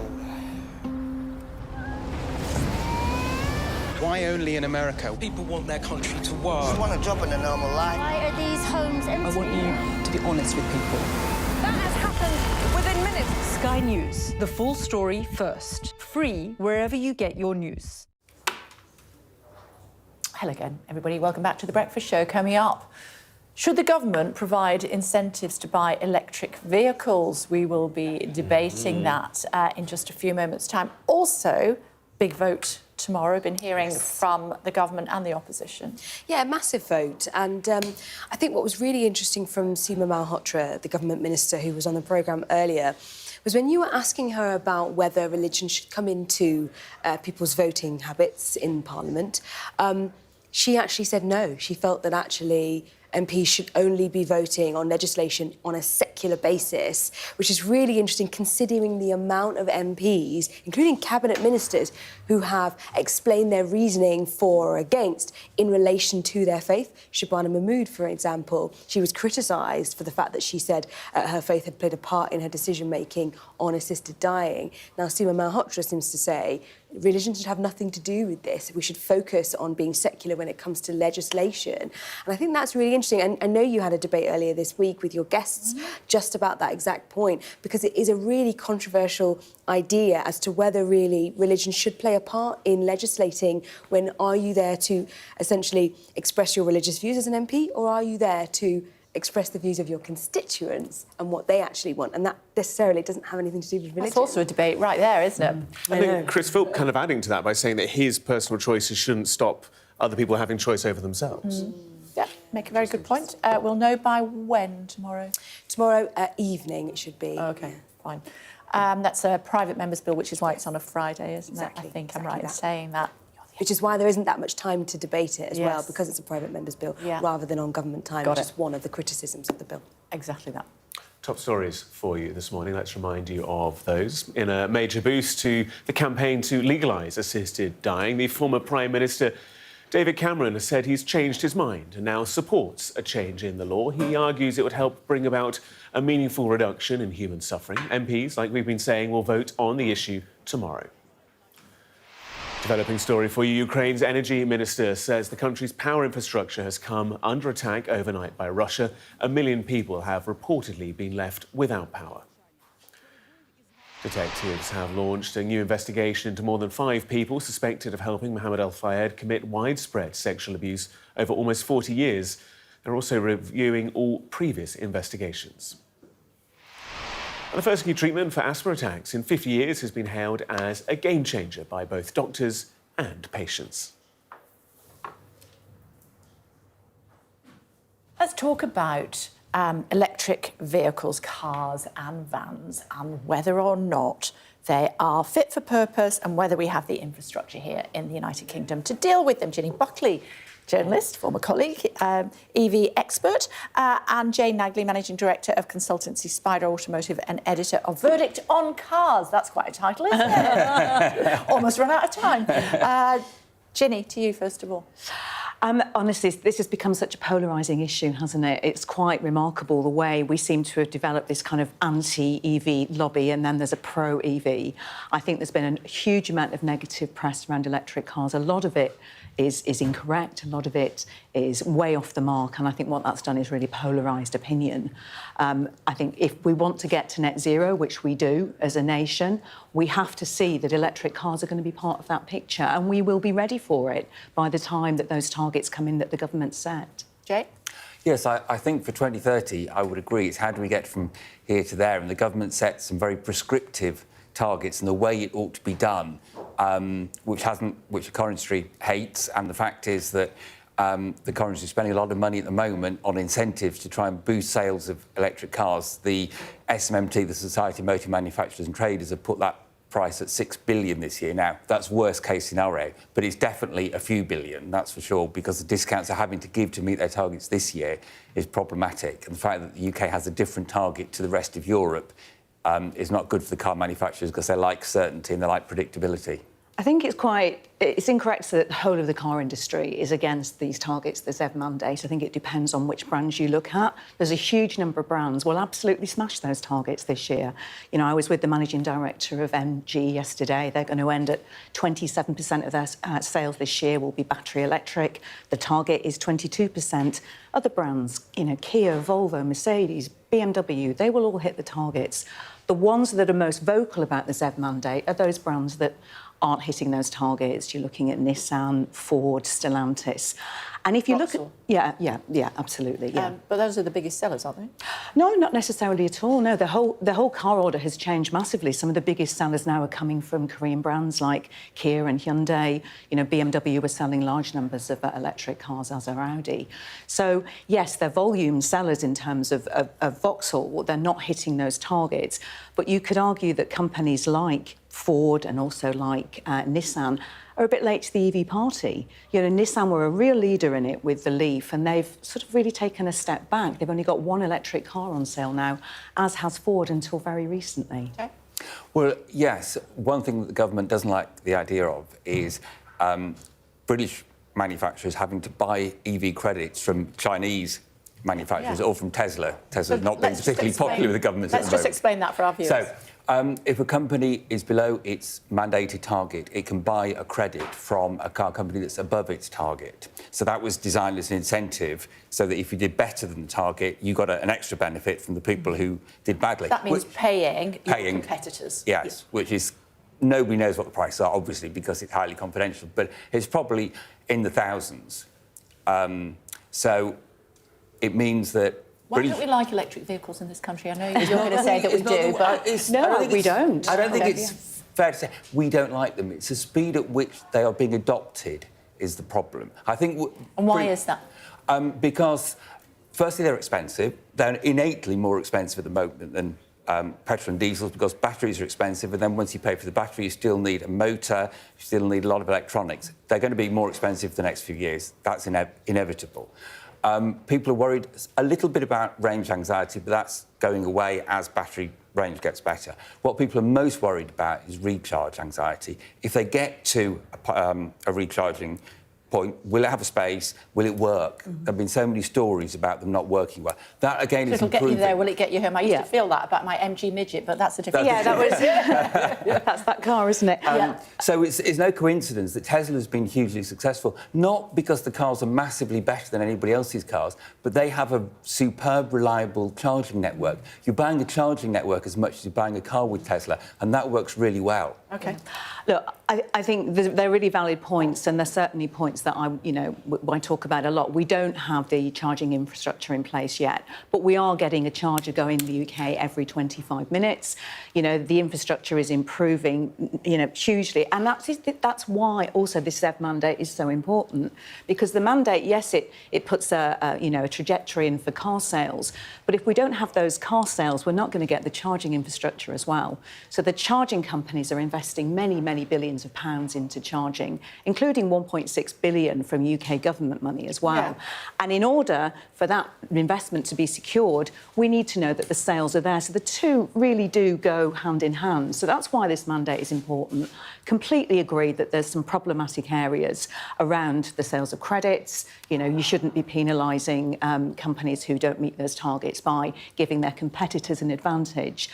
However, I think this is the area that the review into it is going to look at, and we'll perhaps look at those areas. What we think is not going to be changed are the actual targets themselves. We think they're going to stay as they are, but it's the mechanisms in how you get there. Also, just really important to point out that car makers can offset their overall car sales against the target as well. So if they're selling more low-emission petrol and diesel cars... But they're not, though. Many manufacturers are able to claim credits for those. Yeah, but we're looking at the numbers this morning and car sales are down. Yes. Yeah, the big problem is that a lot of company car fleet buyers are taking electric because they get massive benefit-in-kind tax advantages. Yeah. Private buyers have flatlined this year at best. So the private sector, which is very important, is just not adopting electric cars fast enough. I'd say if there's one quick win the government could do immediately, is stop the bizarre situation where if you charge at home, your electricity has 5% VAT. If you charge publicly, it's 20% VAT. Why is that? At the moment, it is actually more expensive to charge an electric vehicle on the motorway with a rapid charger than to fuel a petrol or diesel car. Yeah. Now, that's crazy. It is. It's much cheaper at home, so I'm not saying you shouldn't charge an electric car. At home, it's way cheaper, but on a motorway, it's more expensive. Yeah.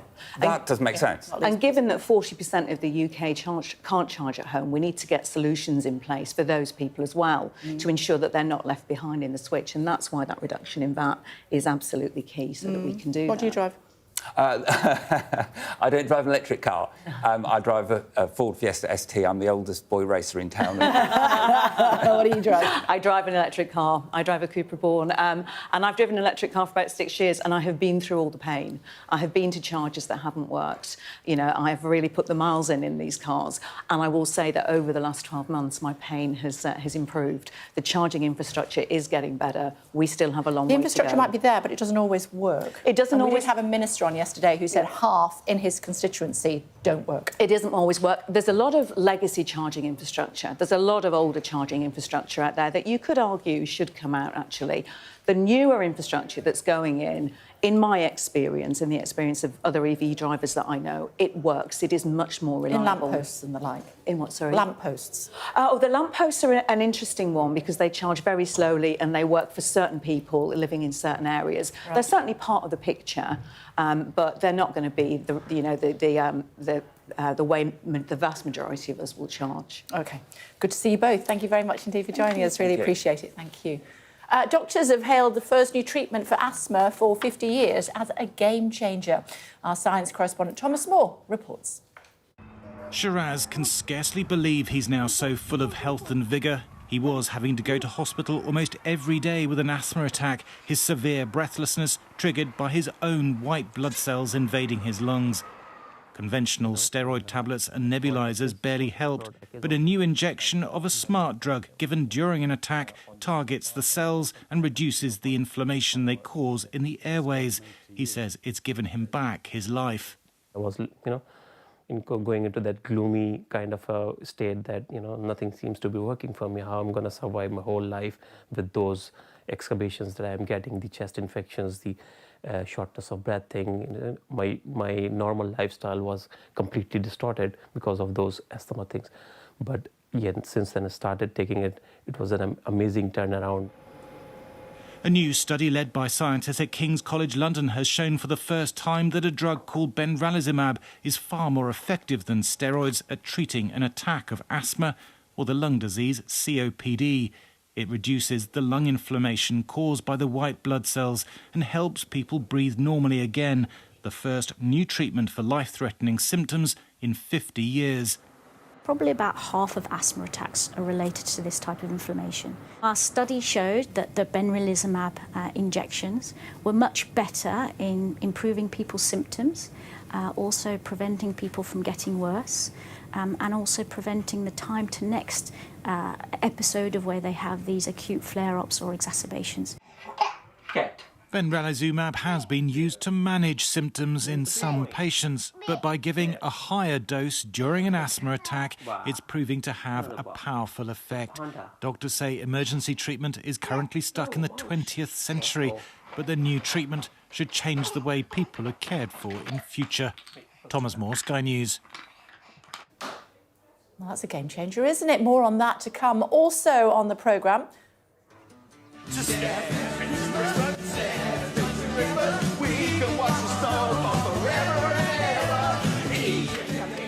A Christmas miracle. Ed Davies sets his sights on Christmas #1 with a new charity single.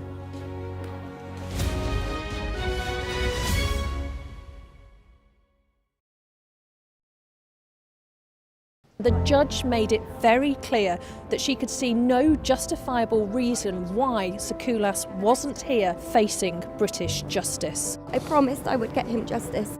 Sky News, get the full story first. It's legal to let go. Set the speed and take the hands off. I'm Lisa Dowd and I'm Sky's Midlands correspondent.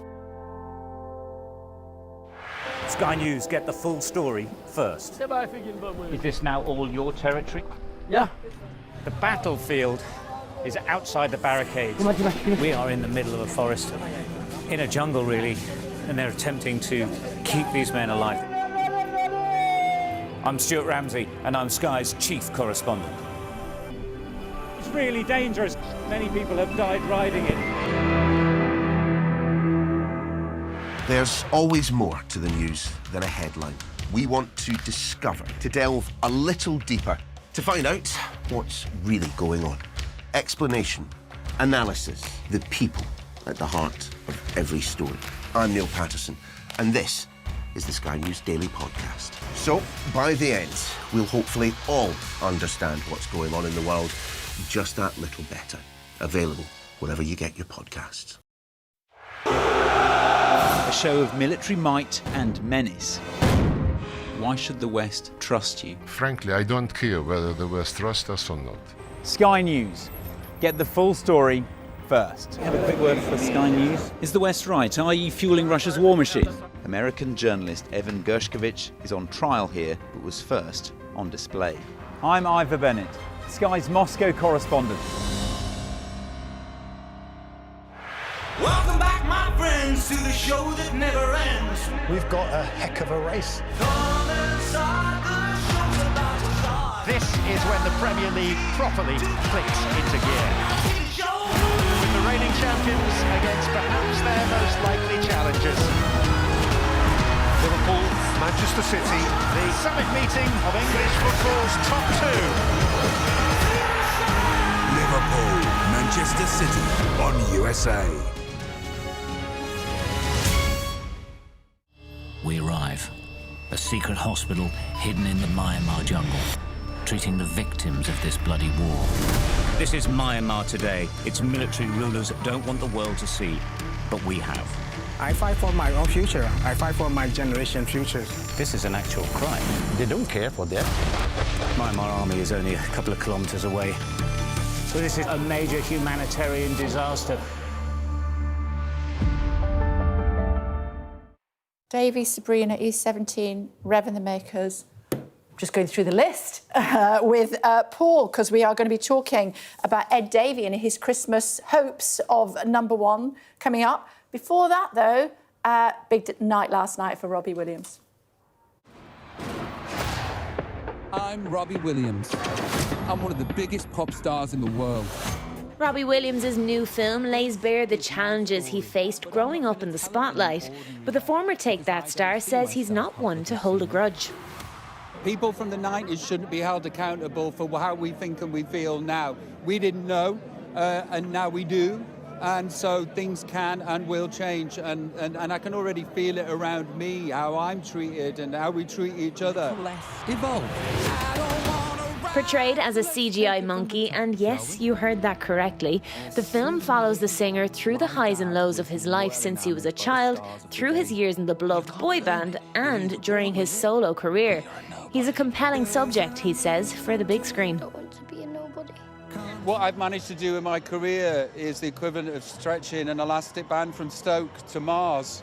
And nice stuff keeps happening, and I'm here for it. Give a little wave there, Robbie. Nice. Better Man references Robbie's long-running feud with Oasis, his past relationship with All Saints singer Nicole Appleton, as well as his struggles with sobriety. Director Michael Gracie, whose previous work includes The Greatest Showman, says this isn't your average biopic. I think the thing I value the most is that he's been willing to really go to those dark places, which I think a lot of musical biopics suffer from being sanitized or watered down, and I think that no one could accuse this of being those things. Fans will have to wait a little while longer until Robbie Williams entertains them once more, with Better Man hitting cinemas on Boxing Day. Debbie Ridgard, Sky News. Have you seen that, Paul? Not yet. I'm intrigued to see how the monkey gets on. Yeah, interesting. Huh?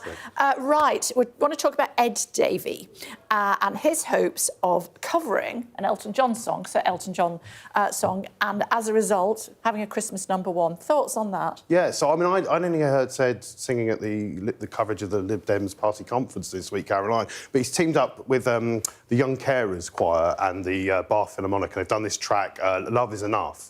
And it kind of is about, you know, obviously Sir Ed has that experience of being a young carer himself when his mother died due to cancer when he was young. And so it's a kind of, it's to raise money for both those causes. Yeah. And as featured, I feared, obviously, politicians' music, not the greatest mix. I feared when I heard this thing might exist, that it would be some terrible country western thing, but actually it's okay. You know, Ed is in the mix. He's not drawing the spotlight from the younger singers. It's not bad. Fantastic.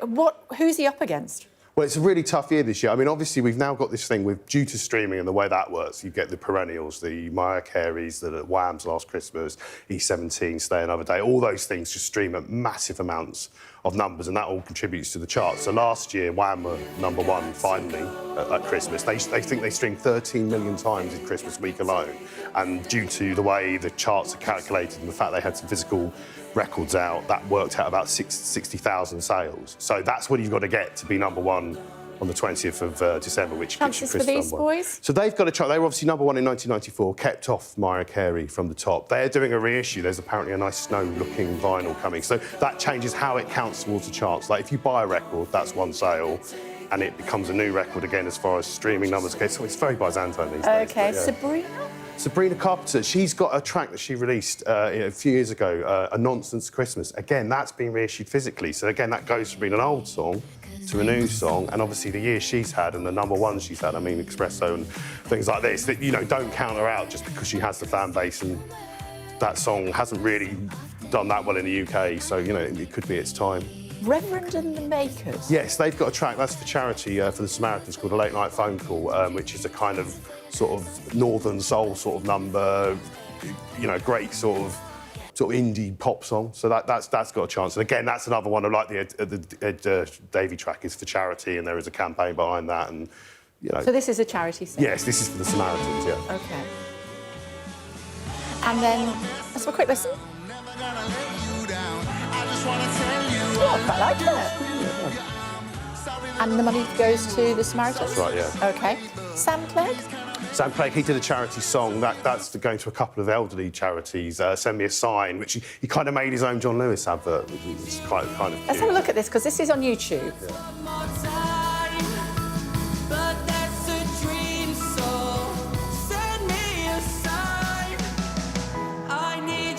And the idea, this goes to people who are a little older. Yeah, elderly charities, that kind of thing. I think it probably came out slightly too early to be Christmas #1 because it did a lot of downloads this month, and that's what you've got to do is you've got to have John Lewis ad came out. And the John Lewis, obviously, with Richard Ashcroft came out. So you've got to really push your sales into just the week of Christmas. Yeah, That's love Richard Ashcroft supporting Oasis, isn't he? He is, yeah. In next year.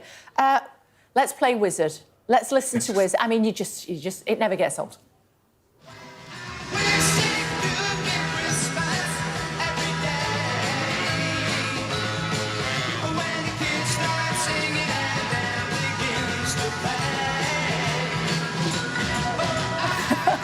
I love it. If you look at the streaming numbers, Christmas songs start growing in terms of the amount of week on week in August. For some people, it will be Christmas every day between now and Christmas because they will be listening to these playlists that will be powering all these songs. I purposefully stayed away from Slade because, you know, I once interviewed Noddy Holden and I said, what does that song mean to you? He said £250,000 worth of royalties every It's like having a job, that song, isn't it? Yeah.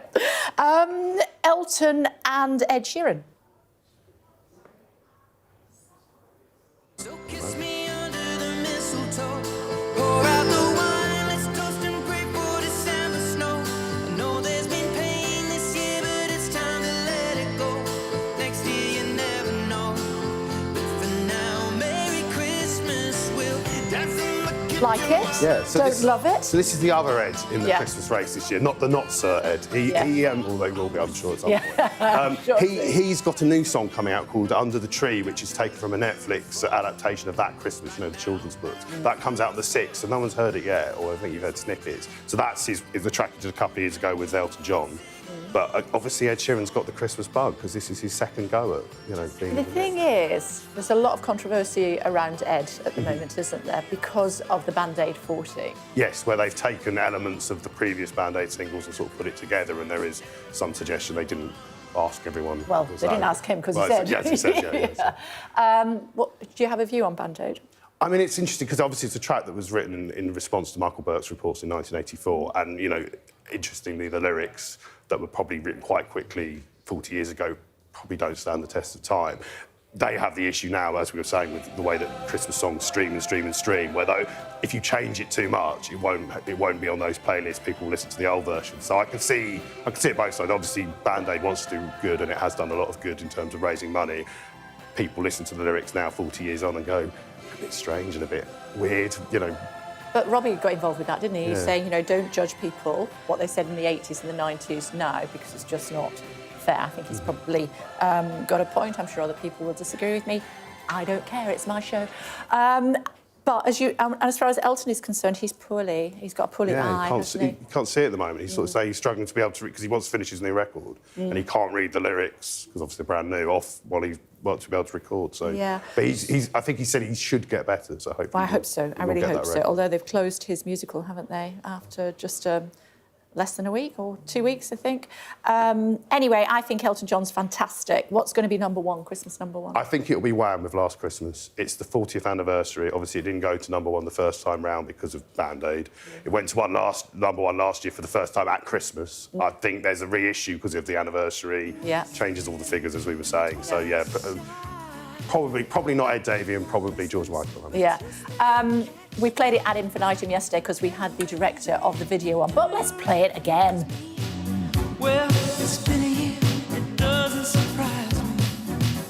Happy Christmas.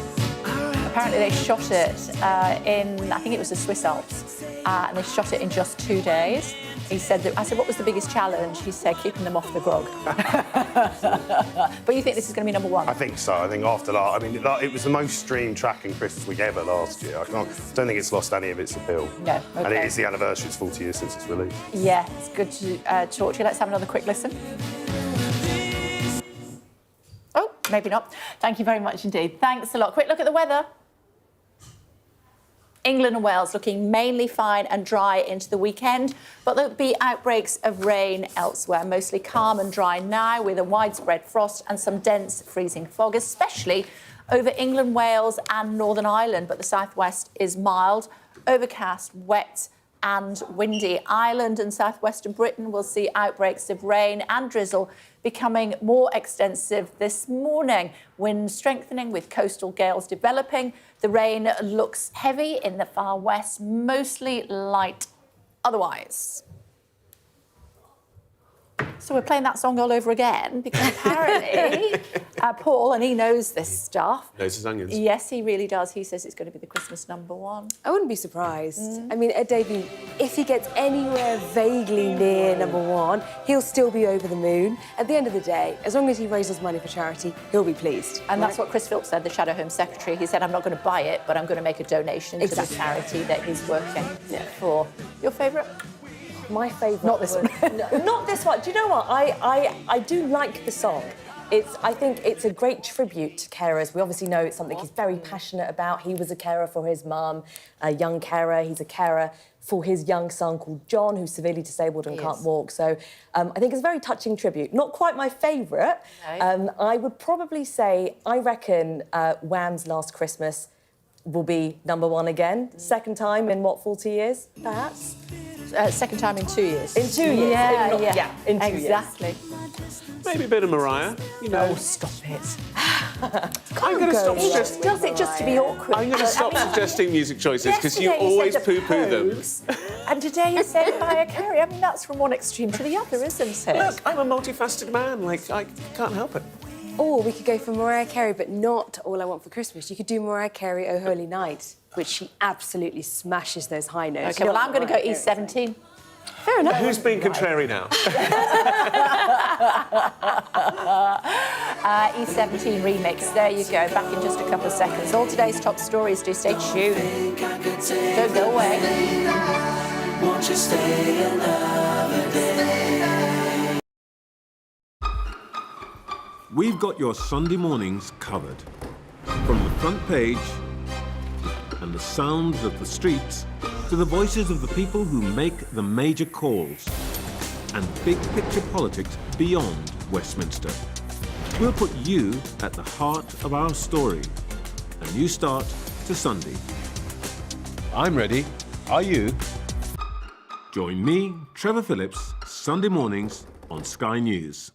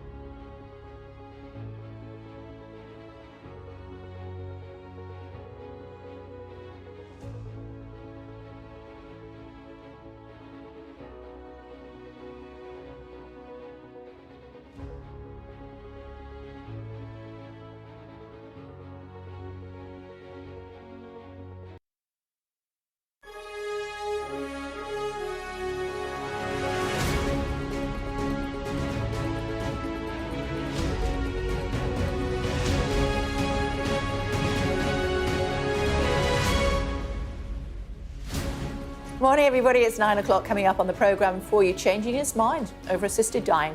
The former Prime Minister, Lord Cameron, says he would now vote to change the law. Well, it's a major boost for the campaign ahead of tomorrow's historic vote and has been welcomed by key campaigners like the daughter of Dame Esther Rantzen, Rebecca Wilcox. Plus, around 1 million people left without power in Ukraine overnight after another Russian attack on energy facilities. Will be live in Kiev shortly. It's Thursday, the 28th of November. In a major intervention, Lord Cameron says that legalising assisted dying would reduce human suffering. It's great to see people like David Cameron, Lord David Cameron, come out in favour of it. It's great to see all the former Chief Justices come out in favour of it. It's the final day of campaigning here in Ireland ahead of a general election that's looking like it's simply too close to call. To be honest, I've always been a little less evolved. Monkeying around with Robbie Williams at the premiere of his new movie. People from the 90s shouldn't be held accountable for how we think and we feel now.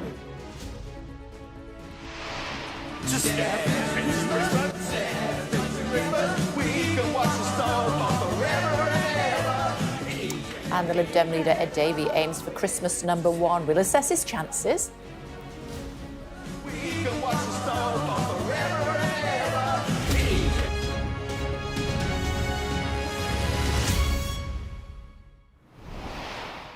Morning, everybody. In a major boost to the campaign to legalise assisted dying, the former Prime Minister David Cameron has said he's changed his mind and now supports a change in the law. He argues it would help bring about a meaningful reduction in human suffering and said it was not about ending life, but shortening death. MPs will hold a historic vote on the issue tomorrow.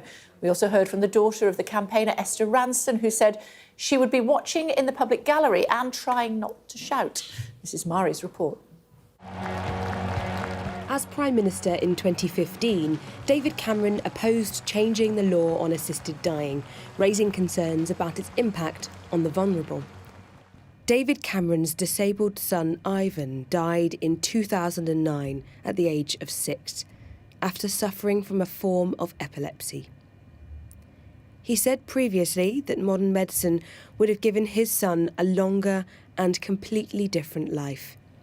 As recently as October, he told Sky News he was still undecided on the bill.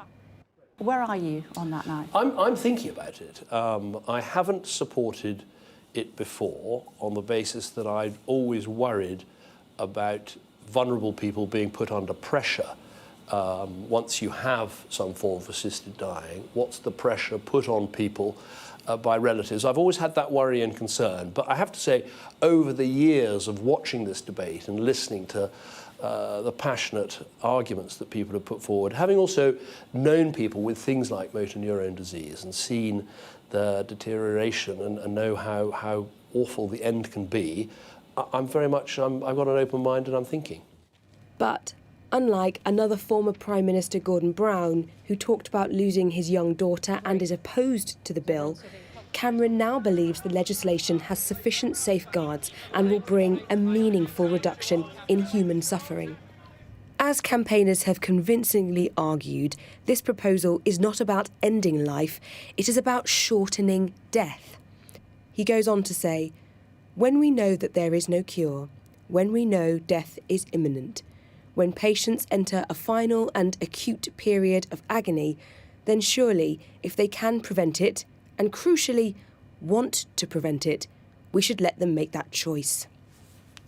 David Cameron's intervention comes after 3 previous Conservative Prime Ministers, Theresa May, Boris Johnson and Liz Truss, also said they were opposed to it. And he's in a minority of senior Tories. The daughter of campaigner Esther Rantzen says she will be in the public gallery for tomorrow's debate and says she will try not to shout. It's great to see people like David Cameron, Lord David Cameron, come out in favour of it. It's great to see all the former Chief Justices come out in favour of it. It's clear that the public is in favour of this. Every constituency has been polled and the majority have voted in favour of this. So it's disappointing when people like Wes Streeting come out against it and don't necessarily verify their reasons for it. But Lord Cameron said the decision to give MPs a free vote on the issue is the right one, and he will be voting in favour if the bill makes it to the House of Lords, which is now just that little bit more likely.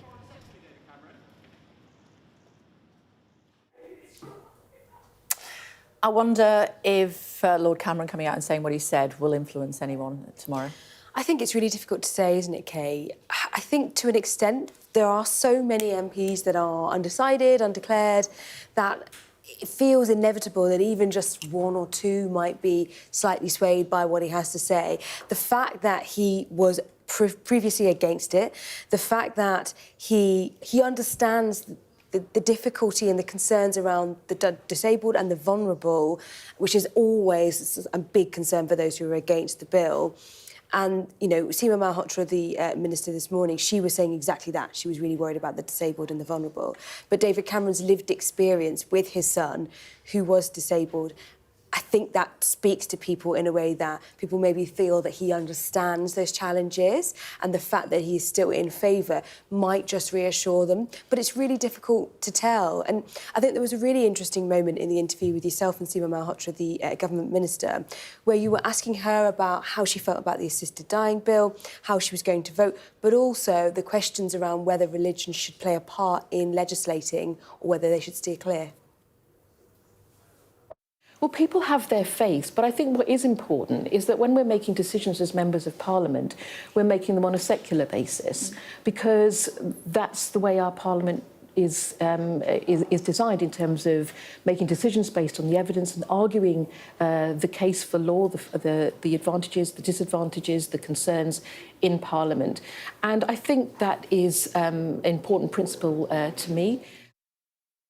I'm going to vote in favour of it because, look, on balance, I do respect the sanctity of life. It's not something I would want to do myself. I wouldn't want to myself end my life in that way, or my family. I wouldn't encourage my friends to.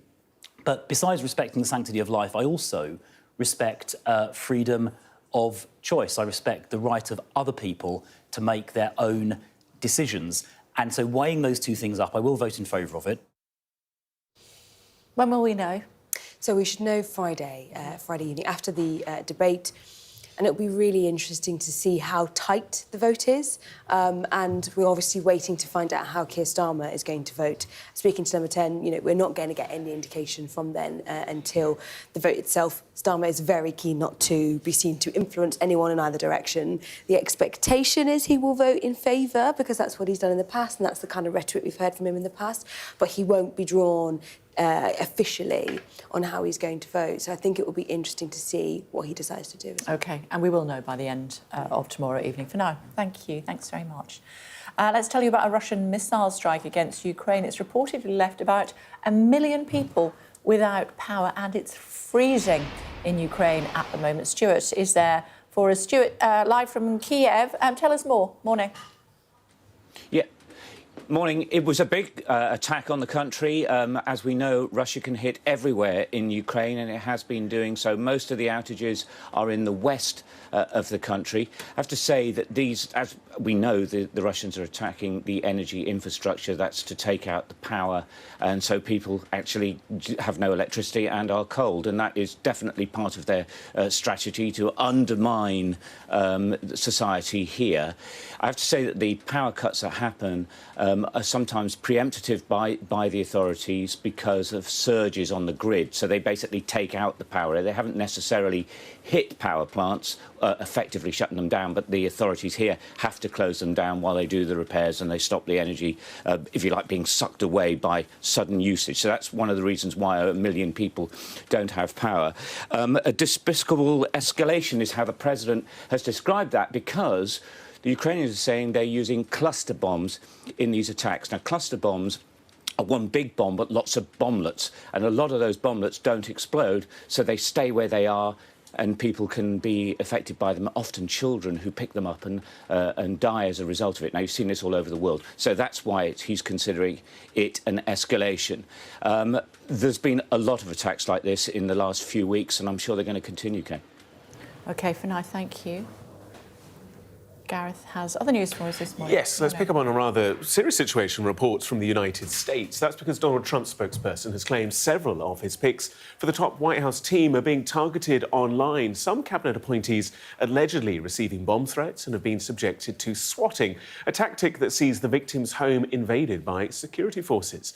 Our US correspondent James Matthews has the details. The targets of these events, bomb threats, and as you say, swatting, which can lead to fatal consequences, given that you have somebody phoning emergency services. SWAT teams are sent to the address in question, guns drawn, of course, and often that can be a very distressing, possibly fatal for those involved. So very serious indeed. Among those who've been targeted, Ellie Stefanik, Donald Trump's pick to be UN Secretary General. She was driving home to her Washington property and was told of a bomb threat. Matt Gaetz, Trump's pick to be Attorney General until he withdrew. He was told of a bomb threat at his property. Sniffer dogs and bomb squad were sent to investigate. Donald Trump and J.D. Vance, they've not been targeted in this latest episode. President Biden is being kept abreast of developments and indeed the investigation. But as I say, it's been taken very seriously indeed because of the state of American politics right now and, of course, the recent history in which we had 2 assassination attempts against the president-elect. James Matthews there. Let's bring you up to speed on some of the day's other stories. Detectives have launched a new investigation into more than 5 people suspected of helping Mohammed al-Fayed commit widespread sexual abuse over the course of almost 40 years. They're also reviewing all previous investigations and say they have voluntarily referred themselves to the Independent Office for Police Conduct. The force has confirmed it's now been contacted by 90 alleged victims. Teenage photographer who met the Princess of Wales after being diagnosed with a rare form of cancer has died. Liz Hatton was pictured hugging Kate after the Princess invited her to take pictures of Prince William at an investiture at Windsor Castle last October. Liz's mother announced her death last night. A hiker in Canada who went missing for 5 weeks has been found alive. 20-year-old Sam Banastic was reported missing after he failed to return from a hike in the Rocky Mountains. He told police that he'd built a camp in a dried-up creek bed where temperatures dropped to minus 20 degrees. Another important vote happening tomorrow. People in Ireland go to the polls in a general election that's looking too close to call. Our Ireland correspondent Stephen Murphy joining us from Dublin. Hi, Stephen. Tell us more. Morning. Hi, Kay. Yeah, I kept hold of the scarf, by the way. I had to after that. Yeah, knife edge. It's absolutely very evenly balanced. Polling right through this general election campaign has shown that essentially there are 3 main parties here in Ireland, Fianna Fáil and Fine Gael. They were part of the outgoing government, and then the main opposition party, Sinn Féin, led by Mary Lou McDonald. Polling right up to last night was the last poll, showing they're all essentially sitting around that 20% of the popular vote mark. So that means it will be a very closely fought last 24 hours of campaigning. It's a campaign dominated mostly by economic issues, cost of living and housing, but the spectre of Donald Trump has also loomed large, as we'll see now. And this report we're about to watch, just a warning, it starts not only with some very dodgy dancing, but also some flash photography. The Prime Minister dancing jigs. The Deputy Prime Minister mounting a buffalo. It can only be an election. The Irish are going to the polls with a choice of continuing with a Fine Gael, Fianna Fáil-led coalition or a new government led by Sinn Féin. Housing and the cost of living are the biggest issues, but Donald Trump has also been looming large. Why? Well, the County Clare hotelier has been taking aim at the US multinationals that contribute so much to Ireland's thriving economy. He wants them paying tax at home instead, and he also plans tariffs on EU countries. It's very difficult to overstate how dependent Ireland is on its economic integration to the United States. In many ways, it's the basis of our economic model. I'm not saying it's going to be a recession or worse, but that is a clear and present danger given what the most powerful man in the world has said he is going to do. If only a few multinationals pulled out, it could have a huge impact on Ireland's finances. Why do you think Trump 2.0 is more of a threat to the Irish economy than in 2016 And do you think there's a problem of overhyping this problem, talking it into reality? Trump 2.0, as you call it, the second term of the Trump presidency, is not the same as the first, for a variety of reasons, including the fact that he's received a very large mandate. If 3 US companies left Ireland, it could cost us €10 billion in corporation tax. I'm not preempting that. I'm not saying that's going to happen. I'm not predicting it. But that is the level of risk that our economy is exposed to. Should Ireland be scared of this new administration? No, but we shouldn't be in any way ignorant to the policy platform that President Trump has put forward. Come on, you should vote for me first. The leader of the opposition has implied that some of this could be electioneering. Irish economic interests have to be protected, absolutely. We have to be alive to the risks. We shouldn't be talking up a doomsday scenario. That's not a smart thing to do. Who gets to deal with President Trump is still up for grabs. Polling suggests the 3 main parties are pretty much neck and neck. Be a close fought race, so I'm not predicting anything, and I think it would be far too premature to do so. The largest parties have ambitious spending plans to lure voters, but Donald Trump may have some impact on whether the new Irish government can fulfil them. Yeah, the national polling, as I said, has this really on an electoral knife edge. But if you look at the bookies, and the bookies are rarely wrong, they do have a return of the 2 former largest government parties, Fine Gael and Fianna Fáil, as most likely being the outcome in some way, shape or form. They were propped up by the Green Party last time round. This time it's looking like it could be a resurgent Labour Party or even some like-minded independents. But there is just a slight advantage there if you're looking at the bookies' odds this morning, that we could see Fine Gael and Fianna Fáil return to government. Of course, Sinn Féin very much hoping that that won't be the case, and we could see Sinn Féin in government for the first time. They're urging voters today to lend them their votes if they do feel that the country is heading in the wrong direction and they want a change of government. And polling opens tomorrow morning here at 7 o'clock and remains open until 10 p.m. OK, lovely. Thanks very much indeed. Thank you. Thanksgiving. Happy Thanksgiving. Look at this. This is how to cook a turkey. Elliot from 45 Park Lane is here with us. He's going to give me quite a lot of tips during the break. If you join us in just a few moments' time, then I will share them with you as well. So what do I need to do when I'm sort of doing that? Well, we need a good 24-hour brine before. Sage, orange, lots of flavour in there, lots of cracked black pepper, and then you cook it nice and slowly, take it out of the oven and then rest it, turning it every half an hour. You go to the break, we'll be back. Yes. Yeah, OK.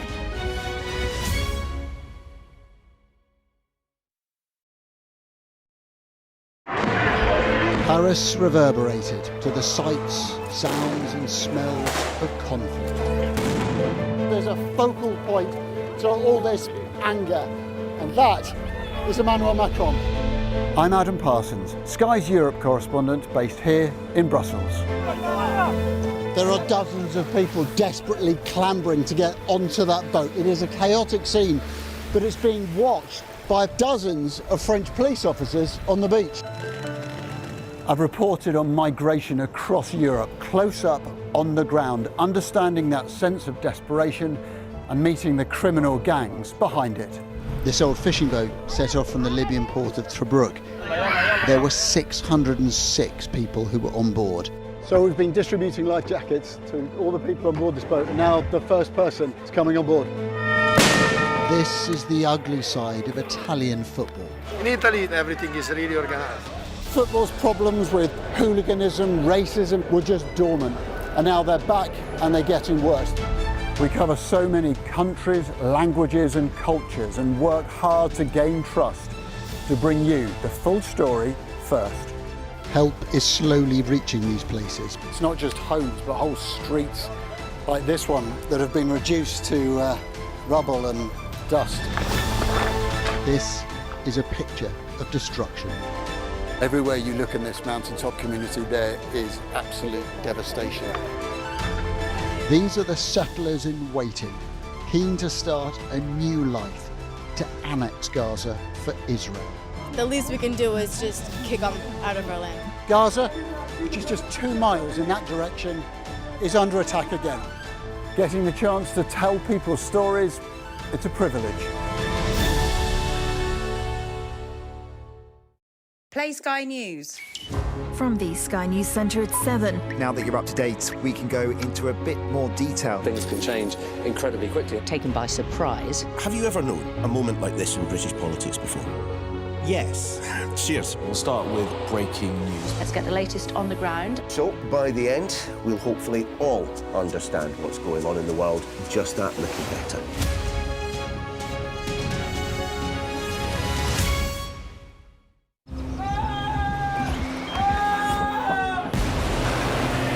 The most significant day of this conflict. They keep telling us that they want aid. And this is what's left of it. Tanks, heavy vehicle. Why only in America? People want their country to work. You want a job in a normal life? Why are these homes empty? I want you to be honest with people. That has happened within minutes. Sky News, the full story first. Free wherever you get your news. Honestly, I can't do anything on my own. They see there's food here and they come and want a little bit of action. Elliot, tell us about how we do the perfect turkey, not just for Thanksgiving, Christmas around the corner. Well, turkey is really, really simple. You have to... It's not, though. No, it's not. You have to take your turkey to a spa. Give it a 24-hour of brining, which is a 10% salt solution with water. That's a lot of salt. You could take it down a little bit, but 10% is the key. And cover it? Cover it, so a big container, drop your turkey into the salt solution. You need orange, thyme, garlic and sage, all those wonderful flavours in there, and they will take your turkey to the next level. OK, and then what? And then what you do, you take it out of the brine and you let it dry. So 24 hours in the brine, take it out into the fridge, let that skin dry. Is this Christmas Eve, if we're doing it for Christmas? This is Christmas Eve or the day Thanksgiving before. Eve. Yeah. So you let it dry out. You don't need to put loads of salt and loads of butter because you've put all of that flavour into the bird already. It's almost ready for you already. So take it out, put it onto an oven tray, cook it slowly. What temperature? 180 degrees, not too hot, and don't put it in there for 6 hours like my dear mother. Sorry, Mum. Turn it upside down first? No, don't turn it upside down. You can cover the legs. I would say take the wishbone out as well, which is just here. Yeah. So then you can carve the breast off. Cook it till nicely golden brown until the juices run clear. And then when you'll take it out of the oven, and your bird's going to be really like this, so you need to let it relax. Let it rest for about an hour. Upside down? And you can turn it. OK. So all those... So there's the turn.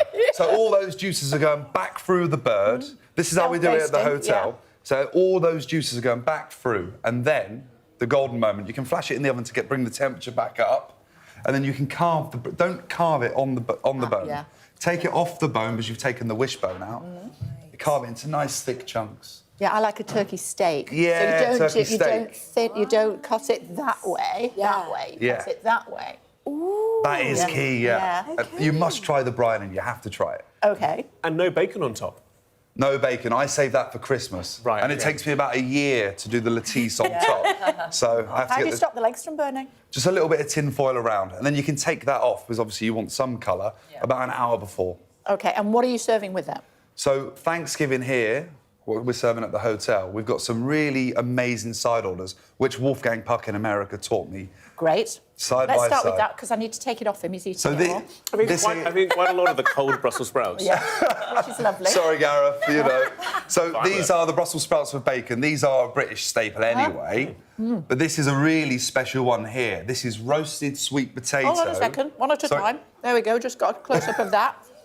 So you put crispy bacon on top. Crispy bacon on top. OK. Lovely Brussels sprouts. Yeah, I'm going to share that with you. I know you're vegetarian. There's more coming. There you go. There you go. Oh, wow. Now, this is very American, isn't it? This is probably one of the most famous Thanksgiving side orders you can get. Are they marshmallows? This is marshmallows, roasted sweet potato, and you just torch them or bake them in the oven. And this really goes well with that lovely golden brown, salty turkey, which we brine for 24 hours. Don't forget. Want to try those? Oh, absolutely. This is lovely. Wow, thank you. And then another... Beans? Yeah, this is the green bean casserole. We cook that in a lovely bit of double cream. Double cream? Double cream, roasted mushrooms, and then some crispy breadcrumbs on top. Right. And the great thing about all these side orders, they're Like- really like Jenga. affordable. And And you can get them in the supermarkets. It's very, very easy to find. And it is the size that makes the roast as well, isn't it? I think is. it's all the extra bits that you load your plate up and really go to town with. Like, the meat's amazing, but you want all of these accompaniments. And I mean, for me, Thanksgiving is all about just giving thanks. And I will say, I have to say thank you to the wonderful pastry team at 45 Park Lane, because without them there would be nothing. Yes, please. There you go. What's this on top? This is a little breadcrumbs on top, crispy breadcrumbs. Right. What have we got here? These are the stars of the show, really. Yeah. We have this one here as well. Let's get this in. Loads. Look, we can't miss this one. No. So this is... Ooh, that looks like... amazing. I like to think it's like a really good egg custard tart, but with pumpkin puree. So this is the pumpkin pie. OK. Is that this one? Yeah, and then we've got a little bit of whipped creme fraiche on top. OK, go on then. Right, let me pass them over here. You did that so gracefully. We're loving it, Gareth. Thank you. So these are the pumpkin pies. But it's really good. So are these like miniatures of... Yeah, so these are the miniatures. Ooh, so I make pumpkin pie at home, but I want to know your recipe because I think yours is going to be better than mine. Or it might be. Yeah, it will. Might be. We will. I hope so. It's my job, but yeah. So what do you do? What do you flavour it with? So it's like a normal egg custard base, and then you just mix the pumpkin puree through it. And then we got a nice rough puff there, really buttery, really crispy and delicious. And as you can see, definitely better than mine. Yeah. Oh my goodness, and it's so deep as well. Yeah, it's very important because you don't want too much pastry. You want a lot of filling, so that lovely sweet pumpkin flavour comes through. And there's and it's quite subtle, the pumpkin. It's not too overpowering. And you get the spice in there as well. So you've got some nice spice in there. And then what's this? So this is my favourite.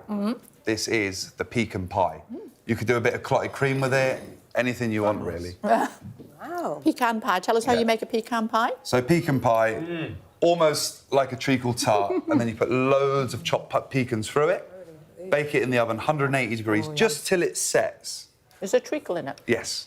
So good. Good? Didn't do too badly. And do any of you celebrate Thanksgiving?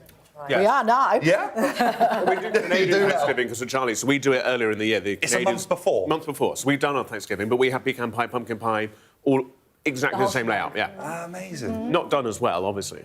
Cornbread? Oh, this one's so good. I almost forgot. No. This is the honey butter cornbread. Ooh. And what we do with this, the wonderful pastry team, they'll cook the cornbreads. They take them out of the oven and they just put loads of little holes on top. And then they put this lovely honey butter on top so it goes into the cornbread. When you taste it, that honey, that butter, and we even get our own honey from one of the other hotels.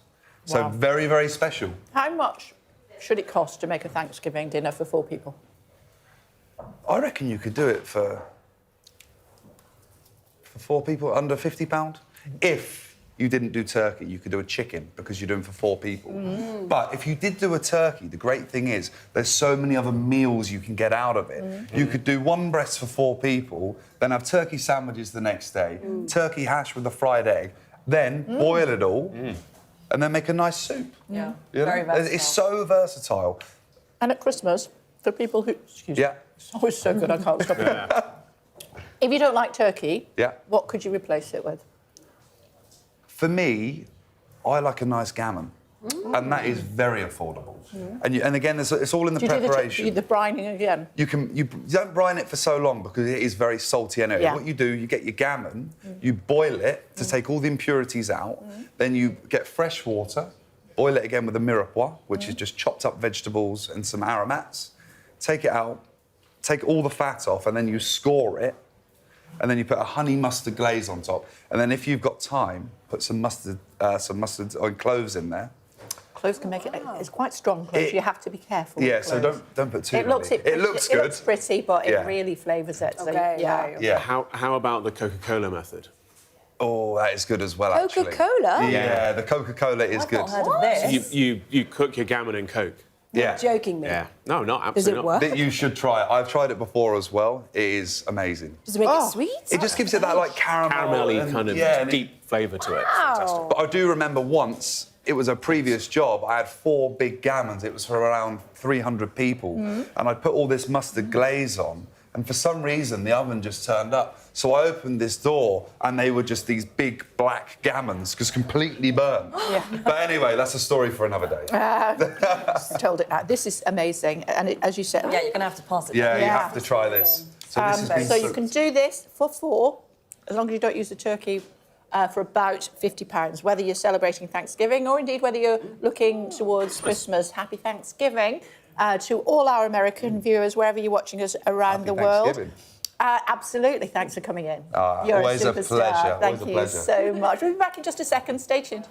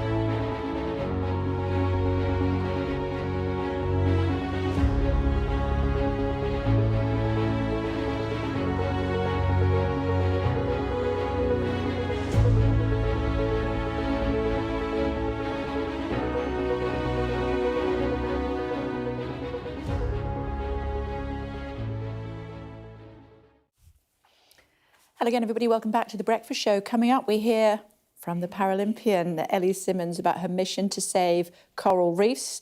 All of that to come in just a second. Before that, Gareth has the headlines. Yes, let's remind you of our top stories this morning. In a major boost to the campaign to legalise assisted dying, the former Prime Minister David Cameron has said he has changed his mind and now supports a change in the law. He argues it would help bring about a meaningful reduction in human suffering. MPs will vote on the issue tomorrow. Ukraine's energy minister says the country's power infrastructure has come under attack overnight by Russia. 1 million people have reportedly been left without power. Detectives have launched a new investigation into more than 5 people suspected of helping Mohammed Al-Fayed commit widespread sexual abuse over almost 40 years. They're also reviewing all previous investigations. And the first new treatment for asthma attacks in 50 years has been hailed as a game changer by both doctors and patients. Hi everyone. Experts are warning 90% of coral reefs could vanish over the next 2 decades if nothing is done to support marine ecosystems. In a new movie, Ellie, who is with us, has been sharing her experience of seeing how action taken to restore coral reefs helps to preserve, our oceans for future generations. Tell us more, Ellie. Morning. Oh, it was absolutely amazing going to Australia this year. But Sheba, coral reef restoration, I'm so passionate about looking after our oceans. I think for me, water is my life, you know, being a swimmer for so long. And now the ocean is just something that's just, I think we forget about, don't we? I think we know that climate change is a massive thing, but the ocean, we just forget about it. So for me, just raising awareness of what we can do to save our oceans and what climate change is doing, affecting it. So last year I got to go to Indonesia to see Hope Reef, and this year to the most famous reef on the ocean in the world, which is the Great Barrier Reef in Australia. And how is it? Oh, you know what? I was surprised. There was so much bleaching. You know, I was very shocked, but this is what causes the bleaching? OK, so what causes the bleaching is the rise in temperatures. We all know, don't we, the rise in temperatures. We're seeing flooding taking place, but coral dies when bleaching and the temperatures rise up, so it just has a harder to grow and stuff. So what Sheba do is they place coral reef stars on the ocean bed, and then coral has that structure, because, you know, like trees, we have soil where trees can, like, get into that soil and grow, where coral needs a bit of structure. And once that structure, those coral reef stars are planted onto the bottom of the ocean, the coral reef grows, and it's just amazing to see. It started in Hope Reef in Indonesia, but now it's in 12 countries all across the world at 65 restoration sites. So it's amazing because it gives us hope that actually we can do something about it. We all can play our part. And if a coral reef has died, can live coral reef be grafted onto it? Yes, it can. Is that what you're explaining? Sorry, the stars, so they're metal structures that are placed on the bottom of the sea. So coral is attracted to it? So we pick fragments from coral that is OK, and that is OK to and then be you put graft on. it onto these stars? Yeah, we graft it onto these stars, and then we put it on the bed floor, and then we attach all these stars together, and the coral then just grows. So in Australia, actually, I got to see the whole transition from the rubble to climate change, to where stars have just been placed, to where stars have been placed probably for 3 years. So it was great to see that whole progress and whole change. Amazing, amazing. Oh, so there is hope, because a very recent much survey so. actually in the UK, a lot of people in the UK do care passionately about the coral reefs, but equally feel that there's no hope. But you're saying, no. Yeah, no, I think that, like, I know that sometimes I'm like, what can I do? What can I do to help? I know we're seeing climate change, we're seeing all these effects, but what all can we do? And we can all play our bit, whether it's getting sun cream that's coral reef safe, whether it's being part of Sheba Hope Grows, whether it's doing all your little bits, reducing plastic, all those things play such a big part. What are you up to at the moment? Oh, doing lots of different stuff, which me. is so exciting. Just being able to go to Australia and to be passionate about this ocean conservation, to just finish the Olympics and Paralympics, which was incredible in Paris this summer, and now I've got lots of different projects. So I'm really loving the opportunities that I've get doing since retiring from Paralympic sport.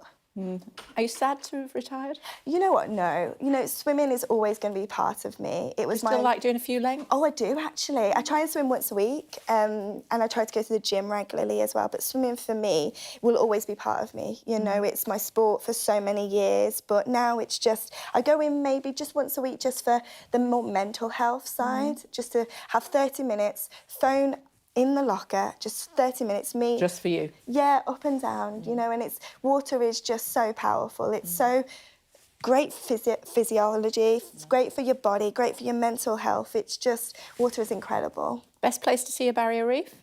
Well, there's so many. Even in the UK, you know, I think we've got some beautiful parts of the sea. We've got some great things. You've got basking sharks off Cornwall. You've got whales that you can see off Scotland. We've got some great coral. We've got some great life, fish, all that. So, you know, sometimes even the UK, we forget about it, but we've got some great waters around us. Fantastic. I love people who come with passion to the programme. Thank you. Thank you, really appreciate it. Oh, thank you so very much. much indeed. Enjoy Christmas, whatever you plan to do. Oh, thank you, you too. Thank you, it's good to see you. Still to come on The Breakfast Show for you here on Sky News. William Hague wins the race to become the new Chancellor of Oxford University. He's with us live.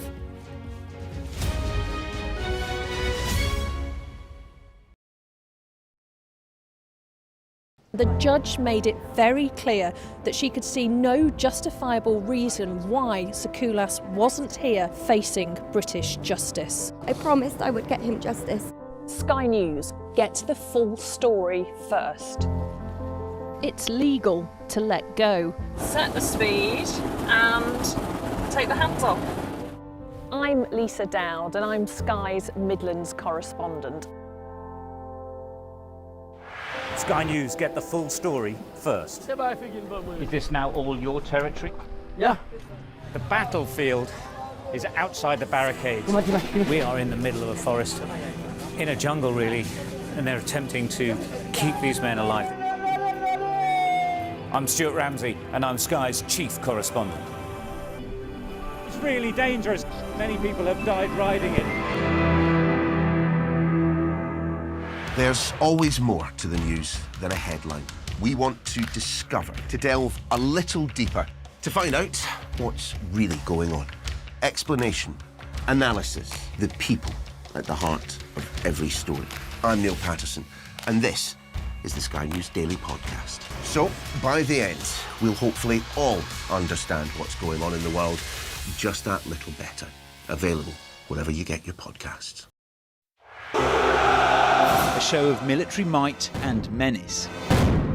Why should the West trust you? Frankly, I don't care whether the West trusts us or not. Sky News. Get the full story first. Have a quick word for Sky News. Is the West right? Are you fueling Russia's war machine? American journalist Evan Gershkovich is on trial here, but was first on display. I'm Ivor Bennett, Sky's Moscow correspondent. Welcome back, my friends, to the show that never ends. We've got a heck of a race. This is when the Premier League properly clicks into gear. With the reigning champions against perhaps their most likely challengers. Liverpool, Manchester City, the summit meeting of English football's top two. Liverpool, Manchester City on USA.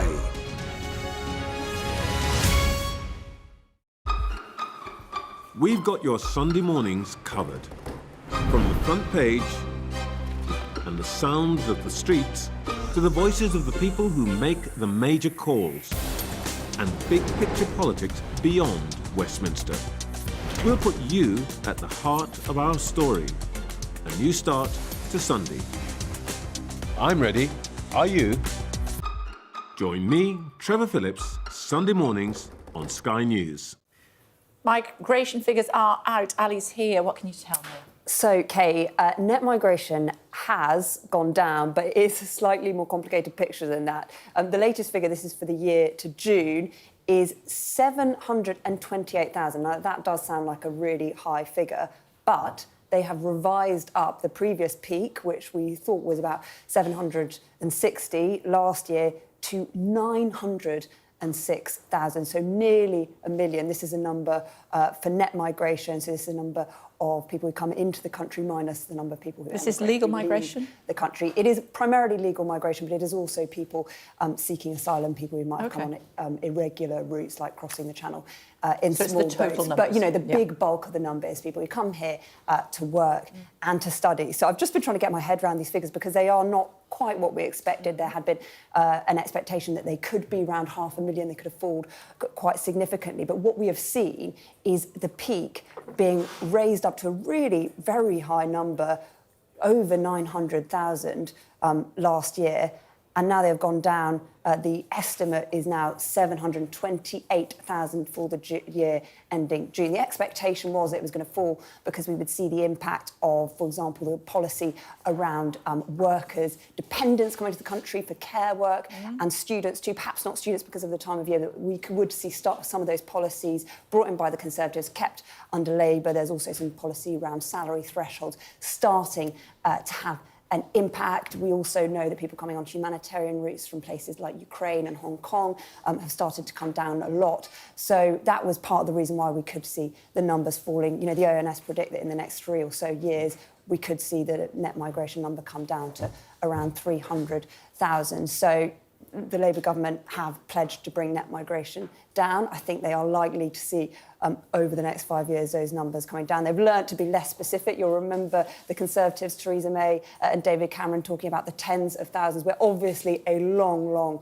way off there. I mean, it is a very high figure, which 728,000, but the previous peak has been revised up. We're saying, you know, these numbers could yet be revised again, but it does look, according to these figures, like net migration has come down, but still at an incredibly high level. Not in the tens of thousands that Lord Cameron promised. We will be hearing more about that from perhaps the likes of Nigel Farage over the course of the day. I would have thought so. Are you doing the Politics Hub later? I'm not, but I You might did be... yesterday, didn't you? Was it yesterday? No, that was Sophie. I saw you recently doing the Politics Hub. We love you doing the politics. We love Sophie doing it as well, Thank you. of course. You're just in especially to talk to us. That's lovely. Exactly. We appreciate it. Thank you, you very much indeed. Thank you. Don't forget, Sophie, on the Politics Hub, 7 o'clock this evening here on Sky News. The former Foreign Secretary, Lord William Hague, former leader of the Conservatives, has won the race to become the next Chancellor of Oxford University. We're going to be talking to him in just a moment or two. In fact, he's with us now. There he is. It's good to see you. You won. It was a tough race. Congratulations. How does it feel? Thank you very much indeed. Yes, it was a tough race. It went on longer than electing the President of the United States and seemed more complicated at times, and there were more candidates, a lot more candidates than for that. So, of course, it always feels good if you've had a hard-fought electoral process to win it, of course, and that's great. But now I will get to grips with the work in Oxford, and I'll be spending some time there over the next week and be sworn in as the Chancellor earlier in the new year. And it's a 10-year term. So I'm really looking forward to, with a university I've been so involved with all my life, as we discussed on this program before. It's an immense honor. It's hugely exciting that I really want to be part of explaining what's happening in Oxford to the world and the country, and showing how critically important it is to the world and the country, and to helping to guide the university over time. So yes, I'm a very happy person this week. I'm very grateful for all the support. You said this is the greatest honour of your life, I read today. What was it like on the campaign trail, knowing that this was a holy grail for you? Well, a bit tense, but great fun, actually, because I've always been back to Oxford to teach, in a way, if we can call it that, you know, to hold seminars on politics and history and talk about the books that I've written. And I've always really enjoyed spending time with students. So I've done more of that over the last few months and been to speak to different student societies and answer their questions and visit the School of Government in Oxford. Well, this, it's tough because these are some of the cleverest people in the world, and they have the toughest questions in the world.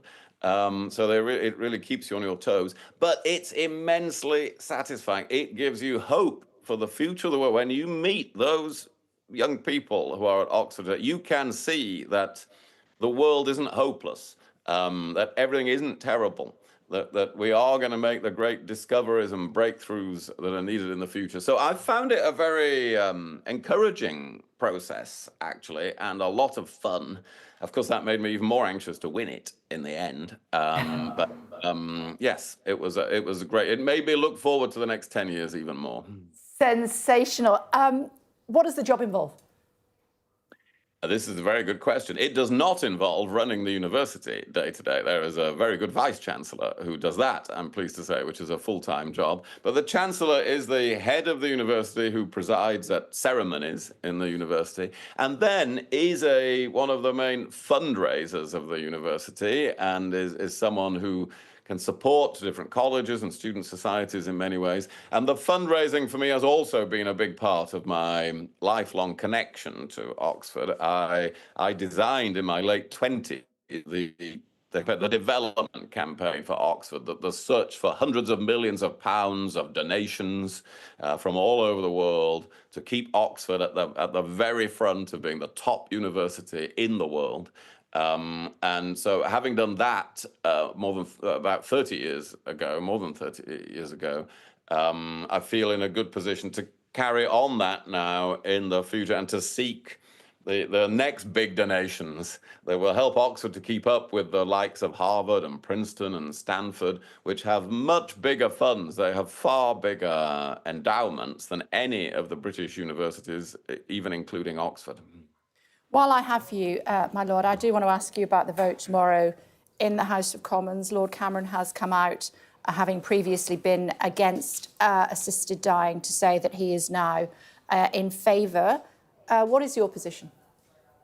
I'm not in favour. I'm not yet in favour. You know, I'm not unpersuadable on this, but I'm quite cautious about this. I'm not sure about the bill. I've always been opposed. Like him, I've been opposed to this in the past. I'm open-minded, but I'm not sure. I'm not sure the safeguards are strong enough. I'm not sure about the culture that would be created around assisted dying in healthcare, as the Health Secretary has pointed out. So if I was, I'm not in the House of Commons, but if I was, I wouldn't be voting for the bill. And I would like to see this whole issue receive bigger debate. This is 5 hours of debate, probably, tomorrow in the Commons, where MPs who are agonising over it, understandably, have to make a difficult decision. It's the sort of issue on which the government should facilitate different options, where Parliament can discuss things over a period of months to reach a considered decision with different options in front of them. I think that might be a better path to go down if this issue needs considering again in the future. And yesterday we had Jonathan Aitken in, who you'll know well, as part of a debate, now a man of the cloth, as to whether or not religion should play any role in the way that MPs decide to vote. I'm sure you'll probably have a view on that as well. Well, yes, of course it should. You can't separate views on religion from views on other issues. And so I don't think it's fair to say to people, oh, you have strong religious views, but you have to put those to one side while deciding about this. These are issues of life and death. So, of course, there are religious considerations in how you vote. And you can justify voting, depending on your religion, of course, you can justify voting for or against it on religious grounds. But I don't think religion can just be separated from the rest of life and put in a different box and say, well, no, that's not fair to consider religion. So it is fair enough for people who have strong religious convictions to be basing their vote on those convictions. Yeah, and I suppose some might say that MP has been voted by their constituency, because their constituents, for a myriad different reasons, not least potentially what their religious beliefs might be and how that impacts how they will look after those constituents for the next 5 years. That's just my view, but who cares what I think. Do you miss politics? No, not at all. No, no, I'm very excited about I'm so glad I left when I did. I feel everything was running fine when I left, but that's quite a long time ago now. In 2015, I left government, but I'd had 26 years in the House of Commons, and I'd been the Foreign Secretary, I'd been the leader of the opposition. I thought I'd done the things I could do, and I wanted a new lease of life, a new career, as it were, outside politics. So I've really enjoyed that the last 9 years in business and charity and journalism. And now I will have a new phase of that. So I'm reinventing myself more than this is what we all have to do now in the new age. The fixed career is not really the way life goes anymore. We have to reinvent ourselves as we go along. So here I am in my early 60s with the latest invention, which is to be Chancellor of Oxford, but I feel very pleased I left government when I did and relieved that I left when I did. Would you ever like to have the Christmas #1 like Sir Ed Davey does?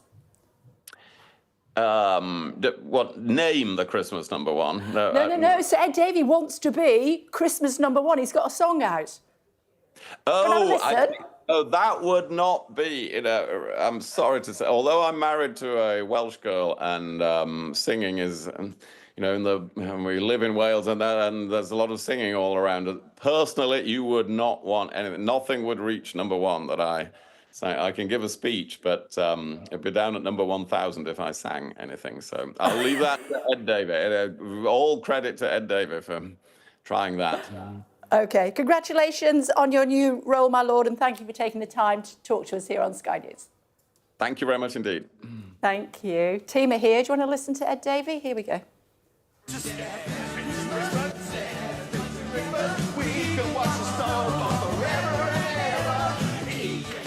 We have to say that's not the actual song, though, is it? No.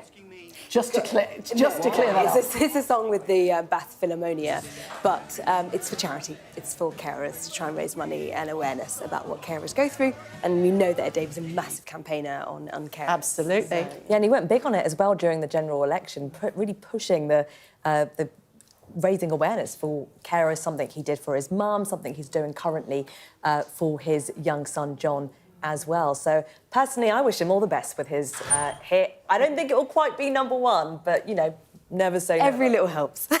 He's quoted in the papers saying that Mariah Carey is worried about his presence in the charts. You never know. Yeah, you do. Apparently, E17's got a good chance. Good. Yeah? Bringing it back. Bringing back that iconic video. Was a hit in the 90s. I mean, everybody needs a jacket like that, right? No. Do they? I mean, it's got that nostalgic 90s Christmas thing about it. But there's a new version, apparently. That's what Paul Stokes was telling us. So if you buy the old one and the new one, it counts as 2 sales. But why the cycling glasses? That's cool. what I don't understand. Cool. That's very 90s, though, isn't it? Is it? Those kind of songs. You weren't around in the 90s. I was in nappies. She was there. And I was presenting the breakfast show on Sky News. There we go. That's it from us for today. Coming up in just a few moments' time, we've got all today's top stories. Of course, we will be reflecting throughout the day on that vote for assisted dying. It really is splitting MPs. Which way will it go? It's a private members' bill, which is why it's tomorrow. 3 o'clock tomorrow, we'll find out. So it's actually earlier than I thought. 3 o'clock tomorrow. We will know which way those MPs have voted. Depends who you talk to as to whether it's a good idea or not. We will see you next week. Bye-bye for now.